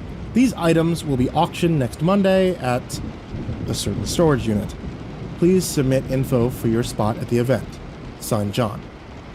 That immediately made me reconsider. I didn't really have time to waste wandering all the way downtown for a chance at purchasing these things, and I knew that an auction like this could probably take hours, not to mention shipping, handling, and all the other hidden fees that they could easily attach. I put in my information, but I wasn't expecting more to come from it. I was just about to close my laptop and consider the whole thing a lost cause when the seller DM'd me. Hey, sorry about the automated message. That was meant to weed out the wishy-washy wannabes. So, you think you want these hunks of junk? I was relieved to be talking to a real person, but still wary, especially the way that they talked. Do you have all the parts, including the audio recordings? I typed back. Yep, everything's all here, just nobody really interested in them. Truth be told, they're going to the auction, but I figured it easier to sell them outright, to avoid the hassle of having to haul them back out here if they didn't. I mean, that makes sense. I was sure the things probably weighed about 100 pounds each, possibly a little more, and since they weren't put together, it just meant extra trips. The auction's Friday. I could come look at them tomorrow and decide? I asked. That would be perfect. John gave me a few more details, like how to find the storage unit, passcode, and how to get in. He recommended that I bring a small van to haul them in. And then he took the listing off Facebook, promising that he wouldn't sell them to anyone else. I probably won't be there when you come to check them out, by the way. Is that okay? I hesitated, thinking maybe this was a scam to try to make me look like I'd be trespassing or something. The property has cameras, so I know you won't break shit. I can verify everything financially through PayPal too if you make a decision, he added. He drove a hard bargain, so I caved. The storage unit itself was a sore thumb, off the highway, probably owned and operated by a single person by the looks of it. I punched in the code John had given me, and the old rickety gate slowly slid open, whining as it did. Most of the units looked like they were either abandoned or destroyed, further worrying me that maybe what I was going to buy wasn't as spectacular as I had hoped, and this whole afternoon had indeed been a waste of time. The unit in question was wedged on the second aisle, right next to a pothole with the lock hanging off of it halfway. I took a breath, and I lifted it up, expecting to be disappointed. Much to my surprise, though, it looked like the pictures I had seen online were accurate. Lodged amid the rest of the metallic parts were several different animatronics, all of which looked like they had been tossed in here without a second thought. I did a quick check of the parts to make sure everything John had told me was there, and then started to pull them out of the unit and onto my flatbed truck. Not exactly rolling in style, but probably headed to better conditions than being trapped in there for the next 25 years, I thought. The pirate was mostly intact, save for the head and one of the arms, which was exactly what John had warned me about. I think the arm rolled down the slope of the unit, so if you dig, you can find it, he said. Once the bigger parts were on the truck, I did just that. And that was when I saw that there was actually a third animatronic in the mix that he hadn't even listed at all. The one looked like it was in much better shape. It was a big, unpainted and unused male animatronic with no clothes on it. One that looked like it'd probably come from either Tomorrowland or the Main Street USA, because it was in such good condition. The minute I saw it, uncolored gray eyes, no hair, weird toothy smile, I knew it would be perfect for the door greeter of my attraction. I moved the rest of the junk aside, pulled the animatronic out, carefully placing it on the flatbed, and using my rope to tie it down since it was all in one piece. And then tried to decide if I even had room for the presidential one. Somehow I convinced myself to leave it, figuring that newer animatronics were a better deal, and since the agreement with John had been for 2, I told myself I wasn't stealing. It all would have to go to the scrap heap eventually. So I was really doing him a favor, and he was doing me one too, I decided. Once I was sure the animatronics were snug in the back of the truck, I shot John a message. Went ahead and grabbed the bots, sending payment now, I said as I drove out of the storage unit. On the way to the haunted house, he shot me a message back, thanking me for the buy, the usual friendly closure for any sale, and I turned my phone over and put it on silent so I wouldn't be distracted while I backed up. My plan was pretty simple. I was going to put the pirate robot in on one of the prop walls, so when tourists passed by, the headless thing would pop out, say its line, and maybe wave its hook hand. The colorless one was a different story, though. It looked so creepy and so lifelike that I knew it had to be near the front door. Maybe I could get a wig and paint its eyes blue, tell folks it was my evil twin, I thought to myself, as I put the truck in park and began to haul them inside. I laid the pirate parts out on my kitchen table and immediately spotted the audio box, deciding to tinker with it, after I set up the naked bot in the corner. I took a good look at the machine, impressed with how well it was made, and noticed a few switches in the back, which I guessed were the motion controls. I flipped them all on and off a few times to see if anything worked, but no dice. The thing didn't even make a whisper. And then I sat down and I started working with the wires. My phone buzzed. It was John. Hey, did you just decide on the pirate bot? You didn't need to pay me for both if you were only getting one. I put the phone back down, realizing that it wouldn't be long before he found out I had taken the newer model. But did he even know it was there? Maybe, maybe not. Sorry, I figured you went through so much trouble I would just pay forward. Thanks again, I responded. Back to work. Or so I thought. My phone buzzed again, seconds later. Did you take anything else from the storage unit? Crap. Well, now I have to explain myself. Still, I decided to bluff my way out. Is something missing? Sorry, I forgot to lock it back. I could pay a little extra if something was stolen. Okay. That should keep him off my back for a little while, I figured. There was a third animatronic. It wasn't meant to be sold. Did you see it? Dull crap. I needed to talk my way out of this. Look, I didn't think it was a big deal. That's why I left the other one. Sorry, but I think this robot's in better shape. Again, I can pay extra if it's worth more. I looked up at the colorless robot, wondering why it had been in the storage unit at all if it wasn't for sale. A flurry of texts popped up from John. No, that one wasn't meant to leave the premises. Where are you now? I'll come pick it up. Did you turn it on? Don't. And one more that was a little worrisome. Not safe. The pirate voice box finally got to working at the same instant. A blood-curdling cackle filled the room, making me jump a little. I looked at the messages again, both confused and creeped out by John. And I hate to say it, but his last text made me decide to put the naked robot over in my closet, out of the way, and not staring at me while I worked. Maybe it was because it was getting late, but after that weird conversation, I didn't like the way that it was looking at me. Once I put it up, I kept my focus on the pirate bot, trying to not let John's bizarre message freak me out. When my phone buzzed again, this time a call, I was sure it was going to be John announcing he had somehow found my haunted attraction. Private ID. Nervously, I answered the phone and put it on speaker. Hey boss, you okay? What time do I need to get there to set up for tomorrow? Pierre, one of my maintenance men. He always called from some landline. Can't tell you how relieved I was to hear him. 6 is fine. Maybe a little earlier. I got some new bots that I'll need help with, I told him. Sounds good. See you then. Click. I rubbed my eyes tiredly and yawned as I checked the time. Way past sleep. Whatever was going on with the other bot, it would have to wait till morning, I told myself. I stood up and admired the pirate bot, pleased with the progress I had made on it. What he really needs to make him complete is a prop sword, I thought to myself. Just one more thing. I walked over to the storage closet and opened it up, rummaging through my equipment, and then paused. Wait, where was that other bot? I took a step back. I saw that it was leaning to one side over in the hallway. That's not where I put it. Is it? I sighed, realizing it was just too late for me to be remembering. I grabbed the prop sword, trying not to let my half-asleep brain get the better of me. I placed the sword in the hand of the pirate bot, took another step back, grabbing my phone off the counter, taking a snapshot of it. As I did, I got a few more worrisome texts from John. If turned on, make sure it doesn't go anywhere. Keep an eye on it until I get there, but not for too long. Shoot me your address in the morning so I can get there ASAP. Did you leave? Are you safe?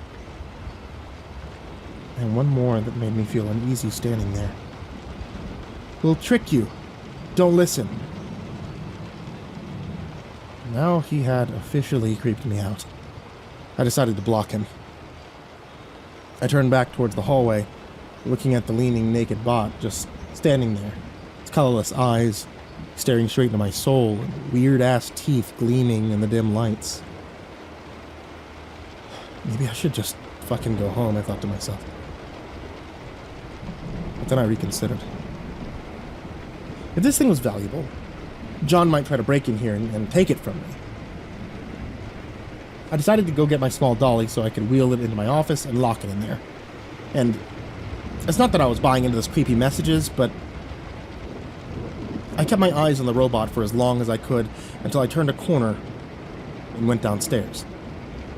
My attraction has a total of 3 different stories, by the way, the basement being the most popular for obvious reasons, and also the most cluttered.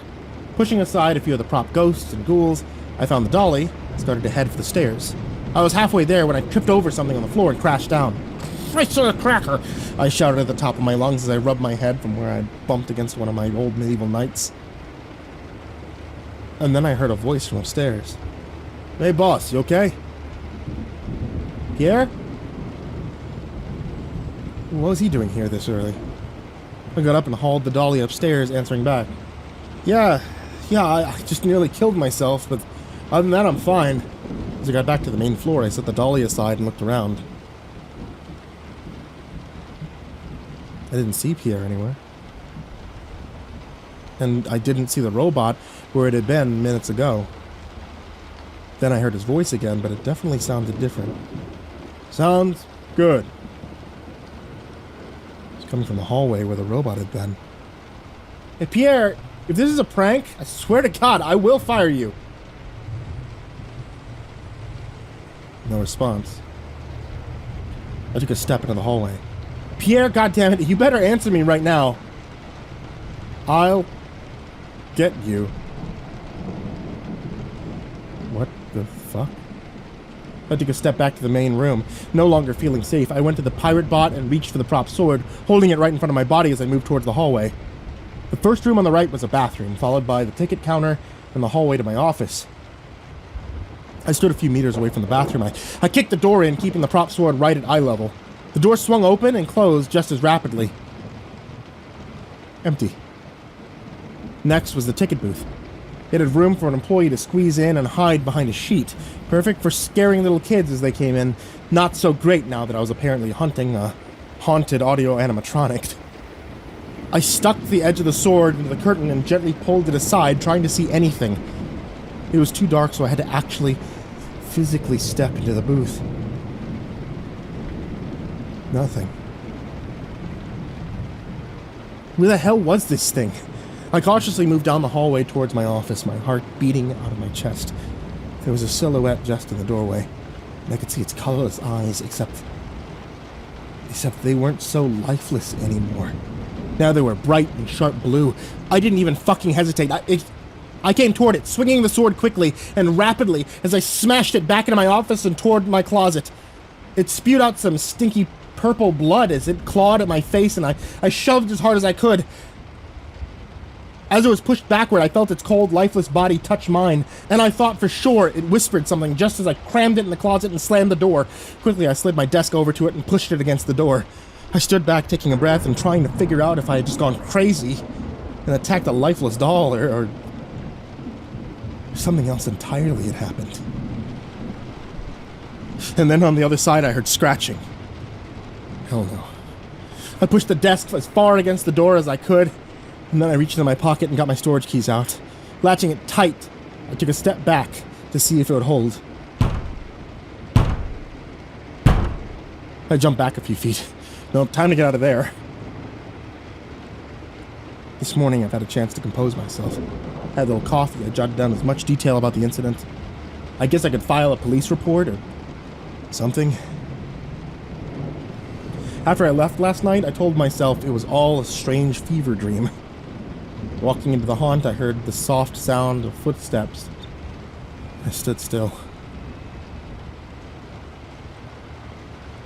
Pierre? That you? He popped his head around the corner and waved. Hey boss, you okay? My entire body relaxed and I walked down the hallway. Better now that I've seen you, I said, as I whipped out my phone and decided to unblock John. And Pierre kept sweeping. You need to come pick this thing up, I messaged as I opened my office door. On the floor, I saw bits of the strange blood the thing had spewed out on me, scattered across the closet. The closet that was now open. Shit. Got out, I thought. Pierre, did you go in there? I asked, cautiously stepping towards it. Oh, I forgot to tell you. Some guy showed up. Said he was going to take care of whatever's in there. He shouted from the other hall as I creeped the door open. I saw what little was left of the bot. Mangled and destroyed. Oh, hell no, that's not good, I said as I decided to call John. It rang a few times as I paced the room. "I've been trying to contact you," he said. "Save me the speech and just come and get the rest of your shit," I snapped. "I will as soon as you give me your address," John shot back. I clenched the phone hard and I froze in place. "What? I thought you came by this morning." My eyes darted down the hallway. I didn't see Pierre anywhere. I heard John take a breath. "Give me your address. Now." And then I heard a voice from behind me. "Hey, boss. You okay?"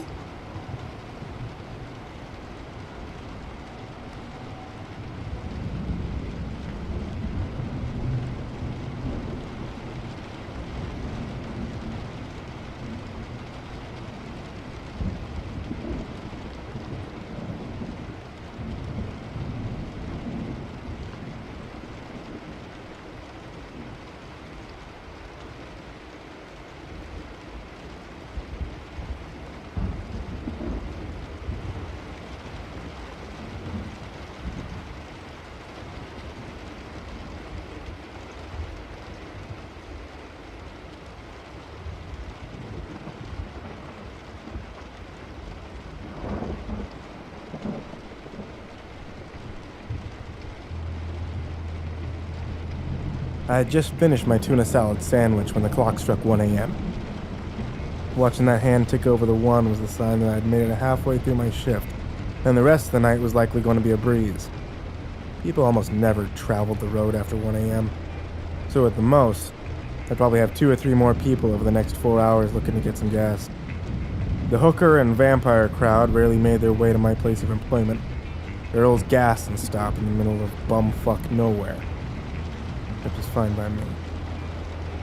I snagged a pack of Reds from the cigarette rack behind me and tossed a 5 and a couple of quarters in the register to cover the cost before walking over to the front door and stepping just outside. The cool night air hit and set a chill up my spine, to the base of my neck.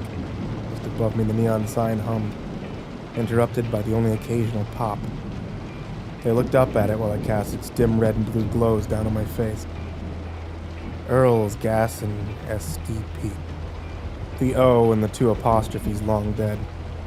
At least, as long as I'd been there. Which at this point was pushing somewhere around 3 years. "Fix your fucking sign, Earl." I mumbled to myself with a laugh as I held the cigarette between my lips. "You lazy old bastard." Earl was never gonna fix the sign, though. Earl never fixed anything. There was a shelf inside, and if you bumped it just right, it'd come crashing down. Probably would have only taken a couple of screws to fix it, and Earl refused. "Store's fine," he'd say in his crotchety old man voice. "You act like it's falling apart or something." His tone became clearly more accusatory with the second part of his statement. "I'll fix it," I'd said to him, only to be dismayed with a wave of the hand and grumble about liability insurance. The shelf itself remained stocked with paper goods to avoid any potential breakage, and I eventually gave up the argument. I was only 3 puffs into my cigarette when a dark red Honda came rolling up the road and pulled into the station. The car was coated with a layer of dirt, shone prominently underneath the harsh fluorescence, and hung above the pumps. Couldn't see the driver through the windows. The light simply reflected the world around the car, rather than giving me a glimpse inside. The car sat idling for a few moments, the buzz of the lights and the sound of the grumbling engine being the only sounds cutting through the otherwise quiet night. I felt an uneasy vibe in the air as I watched the mysterious new arrival. I could see stilted movements from inside the car, but was unable to make out any defining shapes. Suddenly the engine shut off, and after a few moments of silence I heard muffled shouting. I saw the car rock back and forth for a few moments. I threw my cigarette down, ready to go check on what was happening. The feeling of unease replaced by a very real anxiety. As soon as I turned my first step away from the front of the store, though, the driver's side door swung open, and a man stepped into the light. He was probably in his early 40s. His hair was thinning on top of his head, and stubble framed his wide-cheeked face. He was wearing a striped-down button shirt, with short sleeves and a black tie dangling loosely from his neck. His eyes caught mine. He froze for a second, suddenly becoming aware that I'd been standing there the whole time. "Hey, you alright, man?" I took another step forward as I spoke. The man looked truly disheveled as he walked around the front of his car. This became more apparent. His clothes were caked with dried mud that flecked off his khaki pants as he walked past the pumps in my direction. I'm fine," he spoke in a low and timid voice. I've just had a long night." He avoided my eyes as he walked past me into the store. I noticed even more dried mud on the back of his shirt and his skin. With little rips in his clothes. I could see scratches on his arms. One of his hands looked as if he had a makeshift cloth bandage. Just a piece of torn shirt wrapped around the palm. I could see blood staining the edges. It looked as if he'd had a long night. Hell, it looked as if he'd just fallen down a rather steep hill and gotten in a bad fight with every rock on his way to the bottom. Sparing one last glance back at his car, I followed him into the store. As I walked over my spot behind the counter, the man weaved his way to the cooler in the back, pulled out a bottle of water. He cracked it open and drank the whole thing in just a few seconds. He took out 2 more and walked back up to the counter, spilling water still dribbling from his chin. "And a pack of lights," he said, dropping the water in front of me and fishing out his wallet. The look in his eyes was tired and defeated. Felt an urge to ask him if he was okay, but held back. Whatever had happened to him, it probably wasn't something he wanted to discuss with some shitheel gas station clerk in the middle of the night. 9:45, I said, grabbing his pointed-out brand of cigarettes from the rack behind me and handing it to him directly. And he told me he was going to need them handy. "Anything else?" He shook his head and dropped a $10 bill on the counter before rummaging through his pockets and bringing out a handful of change. He counted out 45 cents and handed it to me. I dropped it into the register without making my own count and handed him a $1 bill. He nodded at me with an odd look of relief. He shoved the dollar into his pocket and gathered up his cigarettes and the bottle of water. Before I could even thank him, he was walking towards the door. His mind seemed already a few steps ahead of him, and it dragged him along. I expected to hear the doorbell as the man headed back out to his car, but instead, he stopped just short of the door, and looked back at me. He stared at me for a few seconds, his eyes full of what looked like guilt. It made me feel uneasy enough to say something. "Can I help you with something else, man?" My hand went to the mini bag that Earl kept below the counter, just in case. "No, just..." He stuck the cigarette in his pocket and used his now free hand to wipe his brow. He looked exhausted and scared, not threatening. "Just be careful working out here at night. Okay, kid?" "Yeah, you got it, buddy." I nervously laughed at his sudden concern. Not sure what else to say. The whole situation was starting to get under my skin, honestly. I just wanted him out the door. Yeah. Spoke to the night as he turned towards the door and opened it. I watched him, every step, as he got to his car and got in. I saw the spark of a lighter for a second, and then the engine started. I waited what felt like an eternity for him to pull away from the pumps, head down on the road. I could feel him looking at me from behind the reflection of his windshield. Just staring. I couldn't see his eyes. I knew. When he finally drove off and vanished down the road, I realized I'd been holding my breath and gripping the bat with white knuckles. I let out a huge sigh of relief and forced a laugh, even though the general unease of the guy's presence had yet to leave me. I dropped my ass to that little stool behind the counter and put my face in my hands. Hells of the night shift. Sometimes you get a weird customer, I thought to myself. At least it'll be a nice little anecdote for my friends later. I laughed into my palms and shook off, finally lifting my head and opening my eye. I nearly fell off my chair when I saw someone standing in front of me. He'd come out of nowhere. The bell over the door never rang when he entered. I didn't hear a car pull up, no footsteps to the store as he walked up to the counter, not even the itching feeling of presence when someone's close to you. He was like a ghost. The way he looked certainly didn't help in dampening the shock either. He was tall, well over 6 feet if I had to guess. He stood with his head bent down toward me and his hands flat on the counter. There was not a single hair on his head, nor face, nor even eyebrows. I could see the fluorescent light reflecting off his cue ball-like skull. His skin was pale and veiny, just on the verge of looking translucent. It looked as if you'd stuck him under a black light, he would glow.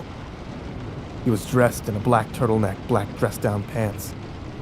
Something told me that if I looked down below the counter, I would see well-taken-care-of dress shoes with a mirror shine that equated to that of his head. The strangest aspect was the expression that he wore on his face. An unsettling, stiff smile stretched up the corners of his mouth, yet he kept his thin lips in a tight line. Even stranger, his eyes were closed. He had tracked me as I got up off the stool and kept away from the counter far enough that I could feel the price boards of the cigarettes against my back. Can I help you? My voice cracked as I spoke, and my eyes flicked to the front window. No car was out by the pumps. I tried to tell myself that it was just a part of the late night, the hookers and vampire crowd. Out for a stroll, maybe, at nearly 2 a.m., a minimum of 10 miles from anything else, in either direction. He tapped his fingers against the counter and slowly turned his face towards the pumps before slowly turning back towards me, as if he was looking at me through his eyelids. He raised a hand from the counter and pointed down before slowly shaking his head. No. Listen, man, you don't want anything. I'm gonna have to ask you to leave. I didn't even sound brave to myself, let alone to anyone else.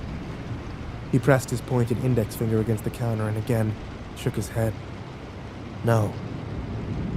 My eyes moved below where he was pointing to.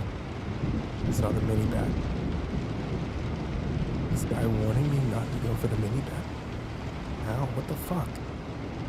The realization swirled in my head as I attempted to swallow my heart back down in my body after its sudden jump to my throat. He cocked his head to the side and his smile went crooked for a moment before he turned his head back to me. I saw his hand go up towards his face. Heard something like a hiss of air preceding a wet crunching noise. I stepped forward to grab the mini-bat and his other hand shot up from his side and his fingers wagged back and forth as if to say... Another quick crunch came, followed by what sounded like spitting and laughing at the same time. The man quieted himself and turned back towards me. That same oddly stretched out smile was on his face, but blood leaked out of his closed left eye. He held up the hand that he had to his face, and the tip of the finger that he'd previously pointed down at the mini-bat was now missing. Blood streaked down over his hand and down the sleeve of his turtleneck. He shrunk back at the disgusted sight. As he aggressively knocked everything from my countertop onto the floor, the look on his face changed, even as various knickknacks scattered the floor and the register spilled cash and change out at his feet. He ran his still intact hand over the clean white countertop and nodded yes. Not to me, but to himself. Satisfaction with a job well done. I knew what he was about to do, and all I could do was watch in curious and horrified silence, frozen with my back against the cigarettes. It's here. The words scrawled crudely by the mutilated finger more quickly followed. He took it from us. The man raised his intact hand again from another gesture to signify that taking from them was probably not a good idea. His left eye flicked wildly behind his bleeding eye socket. It looked as if he was pulsing. I don't even know who you are. I jumped in an attempt to defend myself before I even knew what the fuck was going on, a pointless effort. The man held up the intact finger once again and put it to his lips. That stretched smile never changed. Yet I could somehow hear him shh. The man lowered the finger and his lips began to part, revealing that there was something in his mouth, something large that appeared to be the cause of his silence. His eyelids opened as well, slowly revealing dark voids beyond. My eyes went again to my mini-bat, but there was a wonder if it would even do any good. Something that looked like a tongue quickly shot from inside the darkness of his left eye socket and cleaned the blood from around it. An involuntary reaction struck me, causing me to attempt to climb away on the cigarette display for a second out of pure revulsion, a feeling that would wash over me increasingly. In the coming moments, his mouth opened, fully revealing what he held inside. A single and massive eye flicked back and forth between the thin lips, and his eyelids curled upwards in a smile, revealing small rows of pointed teeth. Individual tongues licked around the eyes or mouths, like a normal person would lick their lips. Confusion and horror froze me into place as I watched the body of the thing in front of me twist and contort. I managed to unglue myself from my spot long enough to make an attempt for my weapon, while it was still distracted with whatever the hell it was doing. The hand, missing a finger, darted over the counter and grabbed the small bat before I could reach it, its arm bending in odd ways and making horrible breaking and cracking noises as if defying its own design. As it swung the bat once in front of me and then threw it across the store, I could hear one of the glass cooler doors shatter. The eye and the mouth fixated on me as I stepped back again and watched the rest of its transformation in horror. Too scared of how quick it had been to even try and make any kind of move. It turned its back to me, but quickly bent its spine and neck, causing its head to fall lazily backwards like the neck had been snapped. Its arm bent oddly, the fingers twisting and the shoulders rotating so the elbows bent the wrong way. It became more like the right way. Its remaining fingers found purchase on the counter.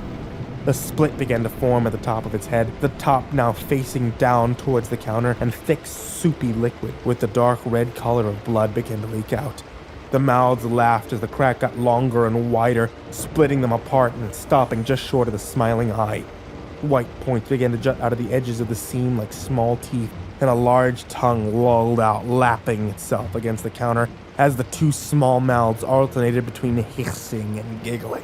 It lurched forward and scrambled over the counter, its legs seeming to come ahead of its arms. Out of instinct, I dodged out of the way of the horror now coming at me. I smashed full force into the display of cigarettes, sending unopened packs sprawling across the floor. As it scrambled to get back into its odd, crab-like walk position, I darted forward and leapt over the counter to make for the door. It managed to turn just in time to catch my foot with its mandibled hand and trip me up. I slammed down onto the other side of the counter and smashed my shoulder on the floor. As I attempted to recover myself, the thing crawled over the counter, getting between me and the door, blocking my route of escape. I slid backwards on my ass across the down of one of the aisles, towards the coolers in the back, hoping that I could find the mini-bat. I worried that if I took the time to get to my feet, the thing would pounce forward again. But as it slid backward, it instead stalked me. The huge cyclopean eye mouth watching me intensely, the tiny cruel mouth eyes chattering and hissing, and the wicked tongue flailing back and forth from the center of its face. It jumped up on the shelves, crawling across them like an insect, keeping slow pace with me as my back moved ever steadily towards the cooler behind me, filled with tall boys and malt liquor. I could hear it laughing. It was toying with me, relishing in my fear as it defied logic with its movement and existence in general. I slid out of the aisle to see the broken cooler, sodas spilled all over the floor, and the mini-bat lying among them. It was an aisle away, and I knew I was going to need to get to my feet to make it over there. I looked back to the thing as it moved towards me, still crawling over the shelves like a spider, moving through its web towards a fly. Suddenly its hand gripped at a shelf that I knew very well, a shelf filled with paper towels and plates because it couldn't hold much weight. As it shifted its weight, the shelf came free and the creature, which had been displaying a disturbing grace, suddenly fell sprawling onto the floor with the contents of the shelf spilling down on its deformed body. I sprung to my feet without thinking and tipped the whole damn shelf over onto it as it attempted to flail itself back to its feet. The heavy unit came down with a thud on its body, trapping it. I could hear it screaming, and the tiny mouth shouting what sounded like curses in some language that I couldn't understand. It pushed itself up against the weight, now pinning its body to the floor. I dove towards the mini-bat and snatched it up from a cold pool of soda. The thing had pulled its body halfway free as I ran back over to it and brought my tiny Mountain Dew-soaked club down on its arm. It howled in what I could only assume was more pain than anger, and reached out for my leg. I stepped back and brought the bat down repeatedly, 2 more times onto its arm and then 2 more times onto that hideous head. The seam widened and more of that viscous blood-like liquid leaked out onto the floor. I could see tiny teeth fly out from the small mouth and eyes, and the skull cracked, and finally, with one more brutal blow, the eye mouth popped like a balloon, and a pus-like liquid squirted out over the floor and mingled with the soda dripping from the bat and the oil-like blood. The thing fell still. I poked it a couple of times with the bat, wondering if I should hit it again and just run out of the store. It didn't move, and judging from the chunks of brain matter and skull scattered over the floor, I decided it was dead. I stepped over its body and around the knocked-over shelves on my way out to the counter. I needed to call somebody, the police maybe. What would I even say? It was as I crossed in front of the store's front window that I noticed them. Standing beneath the harsh neons of the sign outside and backlit by the fluorescent that hung over the pub. There was at least a dozen of them standing perfectly still like statues outside. The lights gleamed off their bald heads. Each of them was dressed the same as the thing that I just killed. Their eyes were closed. Their pale, thin lips were pulled tightly closed into that same half-smile. The closest one stepped forward and opened the door, and the rest followed closely behind. I gripped the mini-bat tightly in my fist, feeling the blood of the one that I'd killed drip down over my knuckles as I backed away. They funneled towards the door in a wedge pattern, the leader walking steadily closer to me, his eye mouth open to reveal a black iris, a pupil, shifting between his lips for a few seconds before it looked over towards its fallen double. I backed away, my feet kicking the change and bills from the fallen cash register out of the way as I moved. The thing kept pace. The other ones behind it were now opening their eyes, and their small mouths began to whisper and laugh. Come on, then.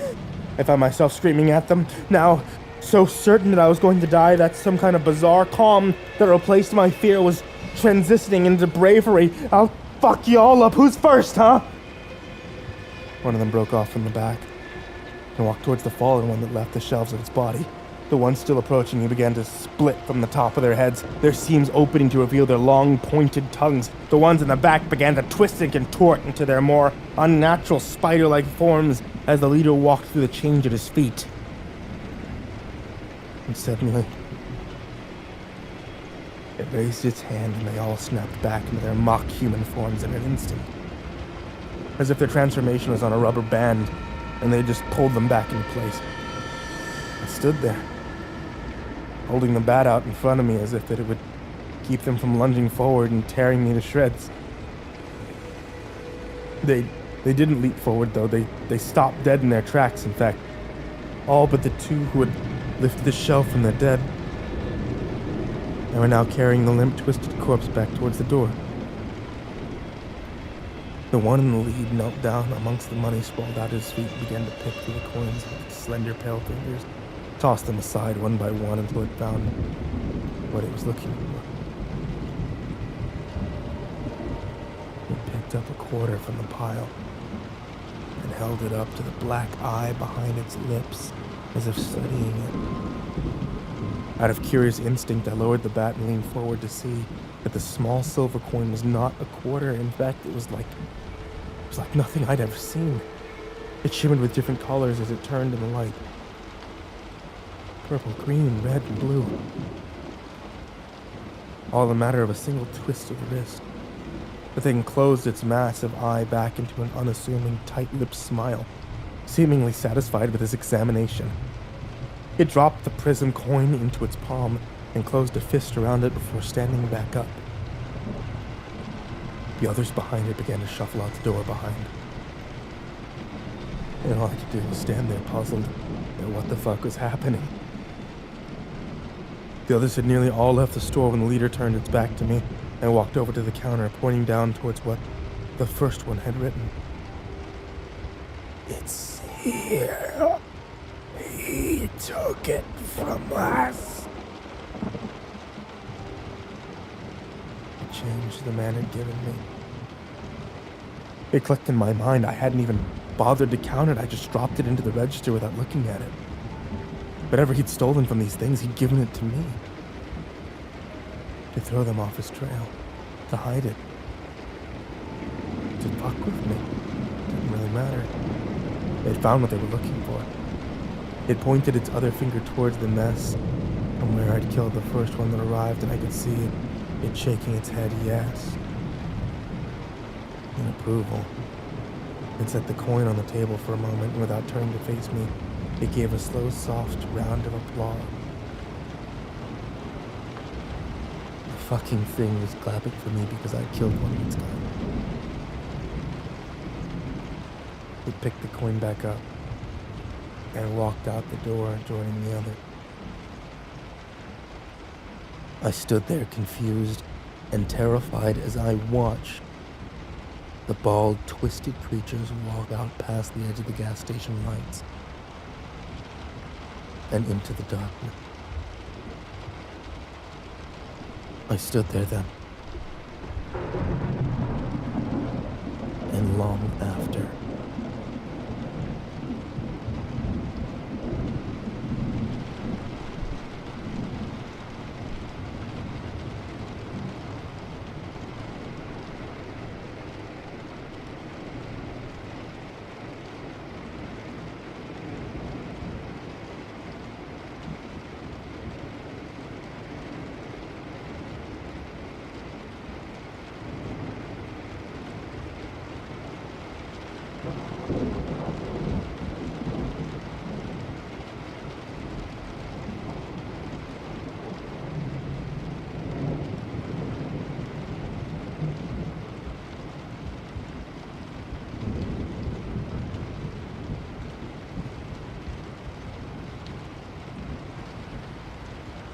I have a surprise for you, Jimbo. My father, the inventor in plaid, stood in the middle of the living room with a blocky object hidden beneath the bedsheet. It was the spring of 1981. My mother and I had just come back from the park. What is it? Guess. His hands tightened over the cloth. Whatever the surprise was, he was excited to reveal it. A gentle whir and a beep came from beneath the bedsheet. A skeptical smile spread across my mother's face. Brian, you didn't build a... don't spoil it! Cut her off. Let him guess. Come on, Jimbo. What do you think the surprise is? The mysterious object let out a series of beeps. Weight shifted beneath the bedsheets. I didn't have the faintest idea of what it could be, but I also knew my father well enough to know she wouldn't move unless I made a guess. A washing machine? I guess. They both laughed. Over the following years, my guess would be carved into family history through funny dinner party anecdotes. It's not a washing machine, Jimbo, my father finally said. It's something much better than a washing machine. You didn't actually build it, did you? My mother asked in amused disbelief. Hun, if you didn't want a husband who builds things, you shouldn't have married an inventor, he said with pride in his voice, and then turned to me. Jimbo, let me introduce you to your new friend, Zorbo. He ripped off the cloth covering the bulky thing in our living room. A pair of flashlight eyes stared back at me from a rectangular metal skull. Knobs and dials stuck out of the robot's stainless steel chest like medals from some intergalactic war. Its arms hung on tubing that seemed to have come straight from a vacuum cleaner, but its hands were made of sleek shapes that suggested top-secret military technology. Hello, friend. I am Zorbo, the robot said, its voice strained through lifeless circuitry. Would you like to play catch with me? I was an only child, and by extension, a lonely child. For years, I had begged my parents for a younger brother or sister. But that medication that my mother was taking made the idea of another pregnancy far too dangerous. That winter, I shifted my pleas of company over to a puppy, and my parents obliged, but within 3 hours of finding my new friend beneath the Christmas tree, I ended up in the emergency room. Turns out, I was deathly allergic to dogs. With his son unable to find companionship, my father attempted to help the only way he knew how. By inventing me a friend. The heap of sentient metal terrified me. There was something about the sluggish way that Zorbo's eyes scanned the room that made me feel quintessentially unsafe. But I knew that if I rejected my father's gift, I'd break the man's heart. After the initial fear of the robot passed, our little family went outside and played catch with Zorbo. Soon enough, word about Zorbo got around to the neighborhood. You could have made an 80s sitcom about us. We were the family living in suburbia with a zany robot. Except Zorbo wasn't very zany. At first, he was the equivalent of a particularly friendly Roomba who could throw around a baseball. But as time went on, and as my mother got sicker, Zorbo's skill set expanded.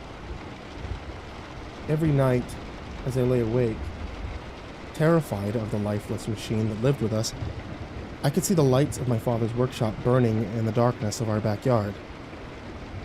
Within months, Zorbo could cook and clean, and mow the lawn. Every chore that the robot was able to do gave my mother more time to rest, and gave my father and me more time to spend with her. But that time was limited. As she lay on that hospital bed, getting out the few final words that her disease-riddled body could muster, Zorbo was there. As me and my father wept and assured my mother that she lived a truly beautiful life, the robot stood in the corner of the room, his flashlight eyes scanning his surroundings. He listened to her last words. He internalized them deep into his circuitry. For a year, the house was a place of inescapable sadness. Every room, every dish, every tiny bit of existence reminded us of the woman who was whisked away by a clump of rogue cells. Even though we were in a state of deep mourning, the house was immaculate, and our stomachs were full. As we tried to make sense of the new world we were living in, Zorbo the robot was there to take care of us.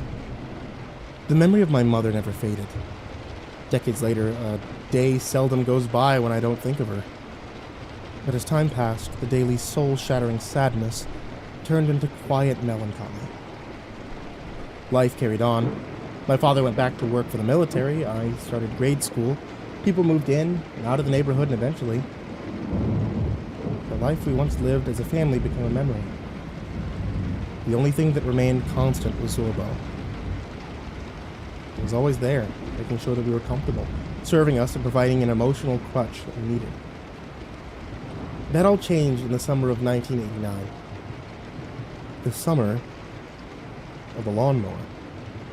Cindy, the daughter of the new neighbor across the street, was sitting with me at the living room table, outlining a 5-paragraph essay on the effects of the 1968 invasion of Czechoslovakia. I was trying to do the same, but my hormone-addled mind refused to think about Soviet tanks or the crushing of democracy. All I could think about was Cindy. It was the last week of school, and I was hopelessly in love. Hey, how do you spell Brezhnev? All these Soviet names kind of give me a headache, she asked, leaning over to my near-empty paper. I tried to spell out the name, but the angelic smell of her conditioner made it difficult to concentrate. Zorbo? I finally said, giving up on impressing Cindy with my spelling skills. How do you spell Brezhnev? Thank you for asking, friend. The robot's flashlight eyes spun around in a half circle before he gave his reply. Leonid Brezhnev, leader of the Soviet Union between 1964 and 1982. Leonid.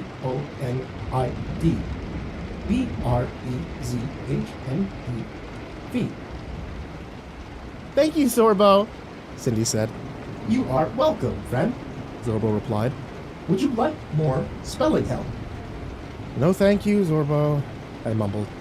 Cindy thought the robot was really neat, and even though my metal house guest still made me uncomfortable, I was starting to embrace the benefits of having a sentient machine full of knowledge whirring around the house. Don't talk too much about the Soviets with Zorbo, kids. Things might get personal, my father said, emerging from the kitchen with a sandwich so precisely cut that it could only come from a machine. He's part Russian. I mean, most of his circuitry is Japanese, but our metal friend here might still get a bit offended if you don't toe the Kremlin political line. Cindy laughed and was like a symphony of angels enjoying a wholesome joke. I'll be sure to keep the Politburo in mind when talking to Zorbo, Mr. Karpet, she said. Politburo, eh? My father was impressed. Smart one right here, Jimbo. Hold on to her. She could teach you a thing or two. I wanted to hold on to her. Oh God, how I wanted to hold on to her. I wanted to surrender myself to the teen goddess and scream my undying love for Cindy through my crackling vocal cords. But instead, I just blushed. My father stifled a grin and changed the topic. By the way, Cindy, send your pops my regards about the new lawnmower. Beauty of a machine he's got there. If we didn't have Zorbo here cutting the grass, I'd be hounding him for the name of the salesman. My father gave Zorbo a friendly pat on the tubular arm and then turned to me. Seen the neighbor's lawnmower yet, Jimbo?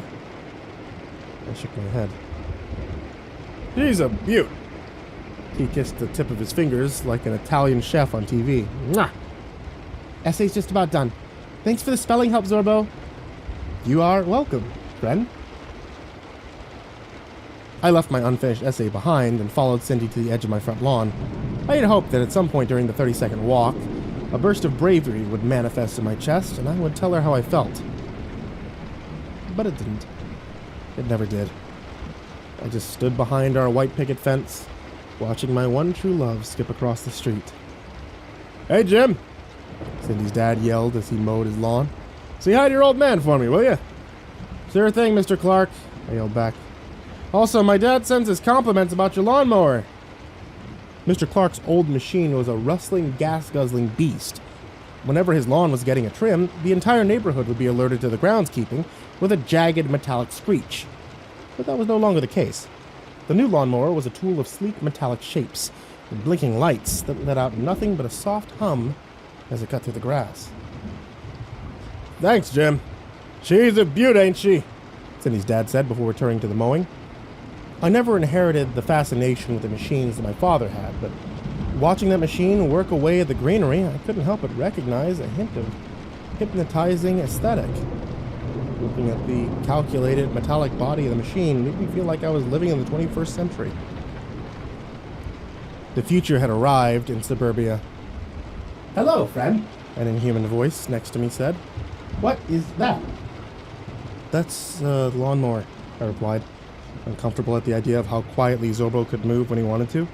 Lawnmower, Zorbo said, with an unusual softness in his jagged speech.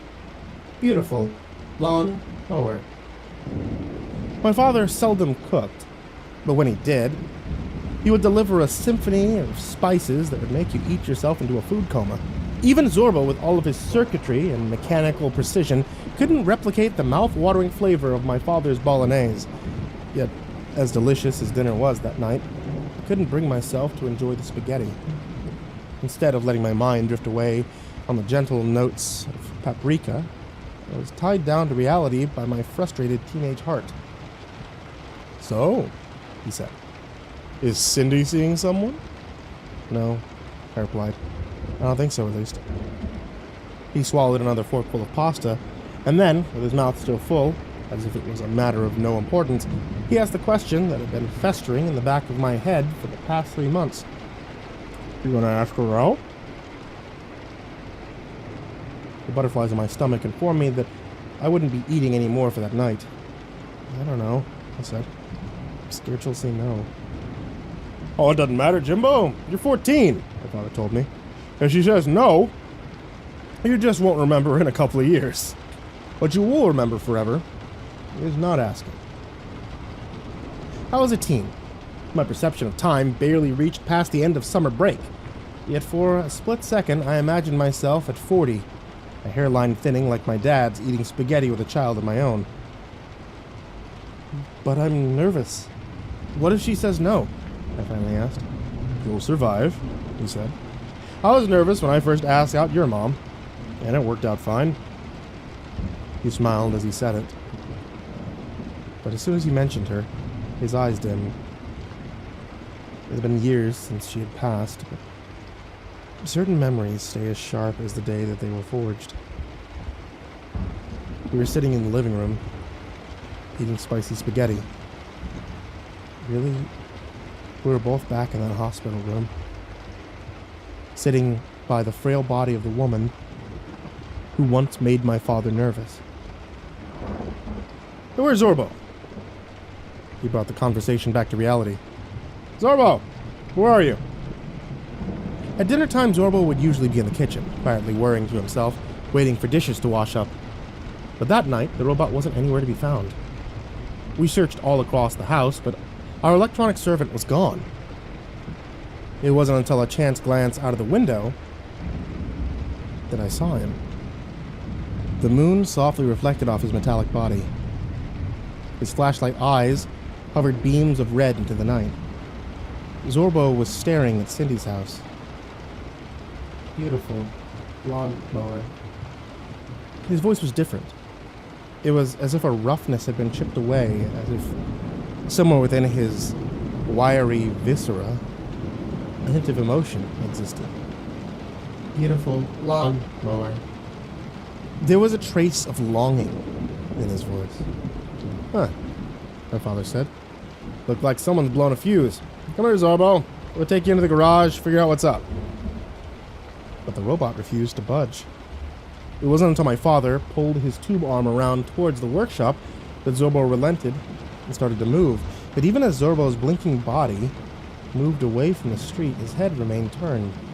Those flashlights, through which he took in the outside world, were aimed straight at Cindy's house. Love is the only thing that matters, Zorbo said. My father froze. That gentle note of humanity in Zorbo's voice sent a bolt of discomfort through my spine. He recognized those words. Beautiful lawnmower, Zorbo said again, his artificiality returning. My father's face slowly regained its smile. Beautiful lawnmower indeed, buddy. Let's get your circuitry checked out. There was enough pain medication in her to tear away most of her personality. But somewhere in that bony woman, there was a semblance of my mother. We sat with her for the last 2 days of her life, trying to say all the things we would regret not saying and assuring her of what a beautiful life she had lived. Whenever she would sleep, I would go make my acquaintance with the soda machine and stroll around the hospital, looking for people who had it worse than me. My father talked extensively to whoever would listen about the machines that his wife was hooked up to. Zorbo stood still in the back of the room. He never moved an inch until the hour when she died. It was as if he could tell that the life was seeping out of her. As if the machines that were keeping her alive had told him that she was moving on. As we listened to my mother's final attempts at speaking, Zorbo slid in behind us. We stood vigil as a family. Love is the only thing that matters, she said. Zorbo softly whirred next to us as she died. That night I sat with the memories, and I tried to make sense of everything. I saw my mom again. I felt that heat in my chest when I thought about Cindy. I could imagine myself as a regretful, balding 40-year-old. Love is all that matters. Outside, my father tinkered away in the garage, trying to wipe Zorbo's circuits of the notion of love, but in my bedroom, a fire of teenage passion was burning. I fell asleep trying to compose a monologue that would make Cindy swoon. Hey, were we meant to write a summary of the chapter or just until page 48? She asked. I had no idea what she was talking about. All I knew was that we were sitting in our living room and I was about to tell her, I really like you. I blurted out. Like, as a person, Cindy, I think you're pretty cool.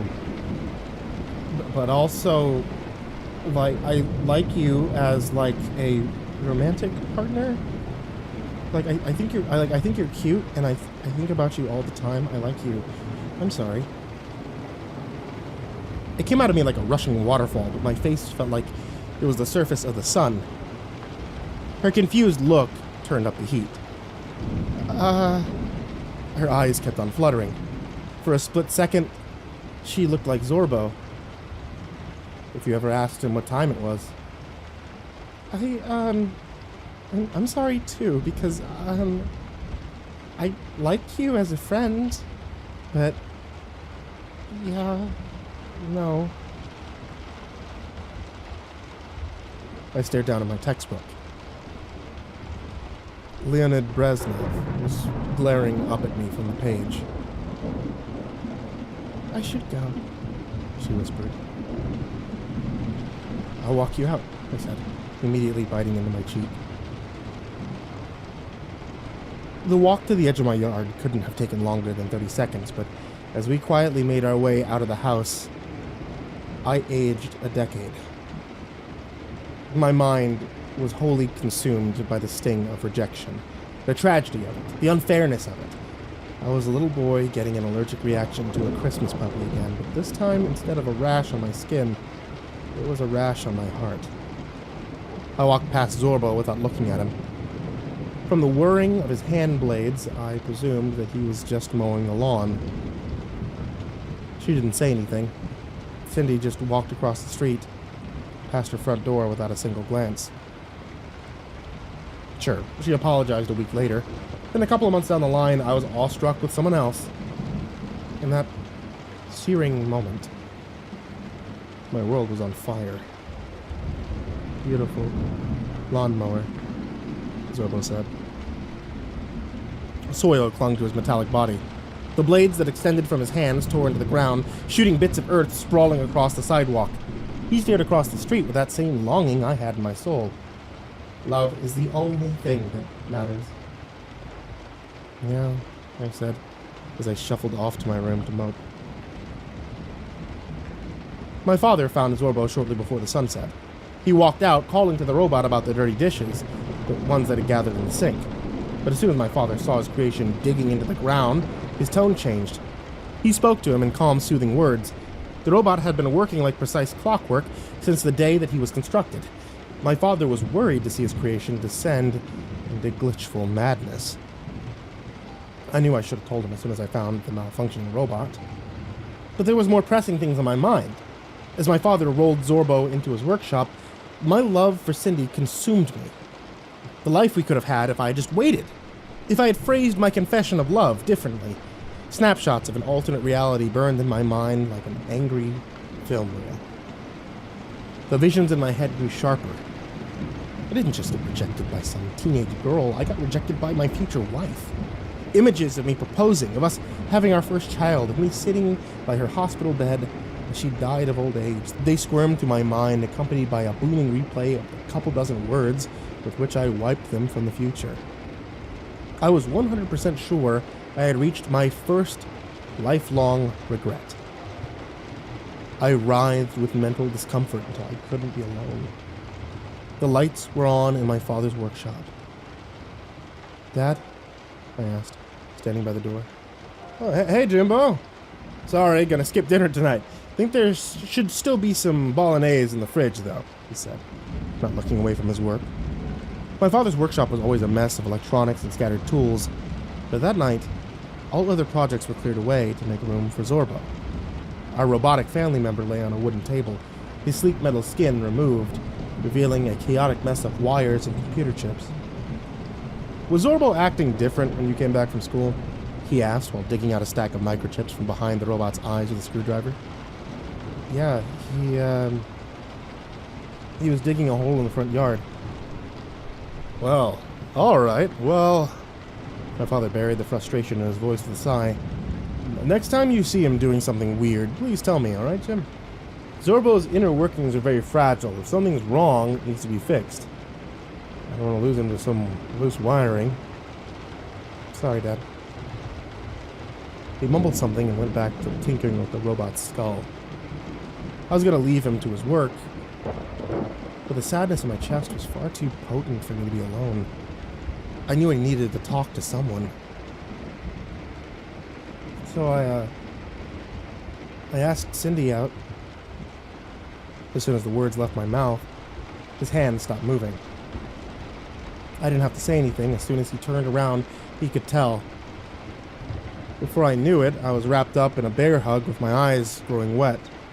It's gonna be okay, Jimbo. There'll be plenty of others. Proud of you. Proud of me? Of course. Put yourself out there, and that's the most important. Love is the only thing that matters. Wires were hanging off of his raw body. His flashlight eyes spun around the room, searching for an exit. Zorbo was getting off the table and moving towards the door. beautiful lawnmower. He garbled through a partially dismantled voice box. Zorbo? My father let go of me and walked up to the staggering mass of electronics. Where are you going, Zorbo? Love is the only thing that matters. Zorbo said, shuffling his way past my father. Beautiful lawnmower. Now, Zorbo, my father said, grabbing Zorbo's arm slightly above the mud-caked blades. I think you need to lie down for a bit. There's something wrong with you and... Beautiful lawnmower. Zorbo boomed as he ripped free of my father's grip. Love is the only thing that matters. He continued walking out of the garage, each step filled with crackling defiance. Zorbo, you stop right this instant, my father yelled in a tone that was only familiar to me from early childhood. If you keep behaving like this, I will shut you off. The robot's body froze mid-step. He didn't turn around, but his head did. You want to stop Zorbo from love? My father gently pushed me aside, placing me away from the disobedient robot. Zorbo, he said, his voice growing cold, come back here and lie down on the table. The beams of light focused on my father. The wiring on Zorbo's body twisted and turned until they were face to face. The blades on his hand started to spin. You want to stop Zorbo from love? His voice was lower in volume. It was almost drowned out by the sharp whirring of the mud-covered knives. Goodbye, friend. Zorbo's tubular arm came down like a karate chop on my father's shoulder. Hot blood spattered all over my face. Pain screams filled my ears. The blade cut through my father's skin like butter. I could hear the cracking of bones breaking. Through my father's throat-tearing agony, I could hear a single word come through. Run! He wanted his only child to get away from the manic robot that was sawing at his arm. He wanted me to survive. But I couldn't move an inch. I just stood there, pressed up against the tool cabinet, watching my father be murdered by a robot. I could see myself running across the street to Cindy's house. I could see myself trying to explain to a police officer that an unhinged robot killed my father. I could see myself standing at my father's funeral, watching the dirt over his casket solidify my status as an orphan. But I would never actually see my father's funeral. Instead, I felt the cold steel of a monkey wrench in my hand. I summoned a battle cry from the depths of my lungs. If I let my father die at the hands of a robot, I would regret it for the rest of my life. The adrenaline coursed through my veins and gave reality a jagged edge. Everything moved with breakneck speed, but each time that the blunt object made contact with Zorbo's wiry brain, time dissolved into a short-lived eternity. Zorbo's intricately woven mind was reduced into a mess of cables. Soon enough, my wrench made contact with the floor of the garage. Zorbo was dead. Everything after that is a blur. I remember stumbling out into the street covered in blood, barely able to muster up more strength to yell for help. I remember Mr. Clark holding down a torn shirt over the geyser of blood that was streaming out of my father's shoulder. I remember sitting in the back of an ambulance watching my father linger on the edge of life. For 2 days I survived on a diet of pop and chocolate from a familiar vending machine. He lost a lot of blood. Even at 14, I could sense that the doctors were preparing me for the worst. But miraculously, on the third day, I was allowed to see my dad. He was weak, desperately weak, but he was alive. All it cost him was his arm. He spent the entire summer in a state of exhausted shock from his creation turning on him, but by the time the fall leaves filled our yard, he was outside with a rake, cracking jokes. By Christmas, he had a brand new metallic arm courtesy of his workbench. By New Year's, he was washing dishes. Mr. Clark was more than happy to give him the number of the lawnmower salesman. Life carries on. I graduated high school, moved out of state for university, and then continued moving every couple of years, depending on where my job took me. I had my fair share of rejection and breakups, but no heartache ever reached the mythological proportion of the rejection of '89. With all that said and done, my father was right. Knowing that I asked and got shut down was considerably easier to living with having to wonder what could have been. I grew into an adult, and my father shrunk into an old man. He continued to do work with the army well into old age, but as time went on, he was phased out by younger minds that were more in touch with modern tech. In retirement, my father continued to tinker with electronics and build himself contraptions to help him with tasks that old age made difficult. But eventually, as tremors set into his human hand and age chipped away at his human brain, he stopped coming into his workshop. I found myself thinking about his funeral again. But this time it wasn't just a panicked snapshot forced into my head by a frenzied robot servant. This time I knew that somewhere down the line I would be standing in a church, trying to summarize what the man meant to me in a speech to his old co-workers and the family I hadn't seen in years. I never did. I never saw my father's funeral. The fact that I belong to a whole generation of people who were robbed of a funeral makes the pain sting less. There were plenty of other children of the 80s who lost their parents during the pandemic of 2020 who didn't have weekly Skype calls with their father, who had unresolved issues, who had fallen out of touch. But knowing that I'm not the only one who lost a parent during the corona outbreak, it only lessened the pain slightly. The thought of him dying alone, feverish, connected to a respirator he could have built in his workshop, still cuts into my heart with fiery force. By the time I was able to travel back to my hometown, the house had been empty for months. I walked through the rooms and I wept as the memories washed over me, even though I was filled with sorrow. There was a catharsis to it all. The two people who brought me into the world were gone, but they gave me the tools to survive in it. They shaped the person who mourned them. Each room was filled with evidence that I was loved, and I have it on good authority that love is important. But my father's workshop was different. When I turned on the light, I wasn't reminded of the afternoon I spent keeping my father company while he worked on his projects, or of all the toys that my father built when I was a kid. No, there was no memories at all. All I could focus on was the object hidden beneath a bedsheet in the center of the room. A part of me wanted to turn around and leave whatever my father's final project was a mystery, but I knew myself well enough to know that the question of what was hidden beneath the bedsheet would steal sleep away from me forever. I gripped my hand around the cloth, and I pulled. It was the same lawnmower that Mr. Clark had back in the 80s. Its over-the-top impression of the future seemed nearly comical by modern standards, but there was something attached to its sleek metallic frame that chilled me to my middle-aged core. 2 red flashlights focused on me. Love is the most important thing. Zorbo's voice box whispered out of the core of the machine. Beautiful lawnmower.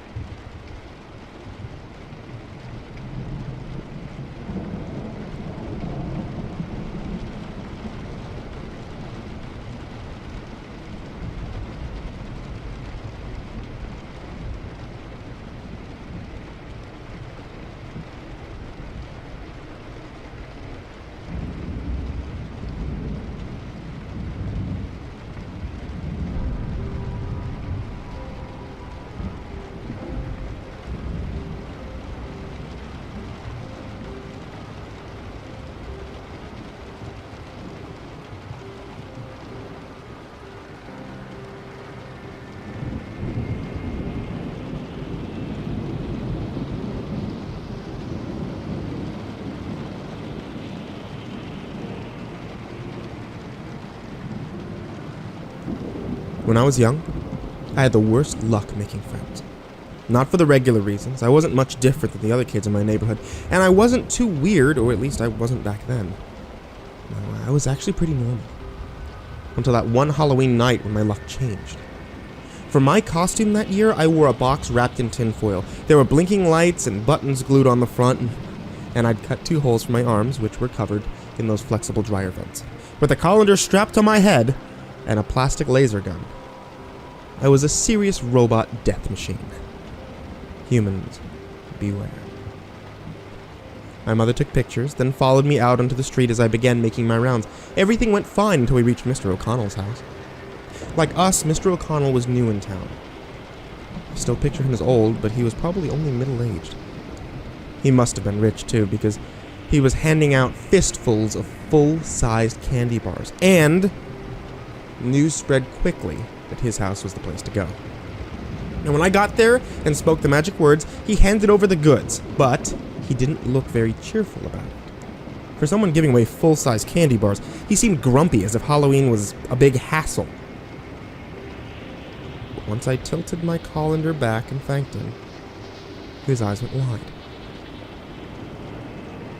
I remember his mouth hung open for a moment. And he shook himself, and his face lit up with a big smile. "You're very welcome," he said. He must have turned off his porch light immediately after we left, because Mom soon noticed him stalking us. He kept his distance, but it was pretty obvious. He was skulking around behind trees and bushes and fences. Mom finally got fed up. She told me to stay put while she walked back to confront him. I couldn't make out her words, but her low, angry voice made Mr. O'Connell wilt. He kept shaking his head and apologizing until I saw him pull out his wallet and flip it open to show her a photograph. Mom's hand flew to her mouth. She touched his arm and nodded.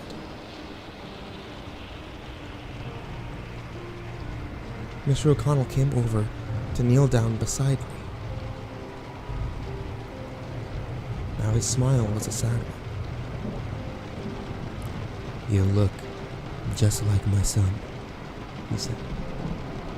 He pressed another chocolate bar into my hand, whispering something, and made me promise not to tell my mother. I was a good boy.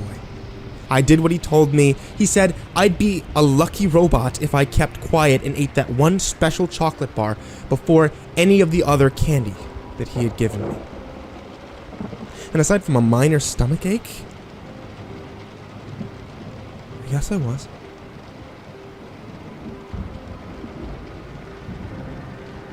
But after that night,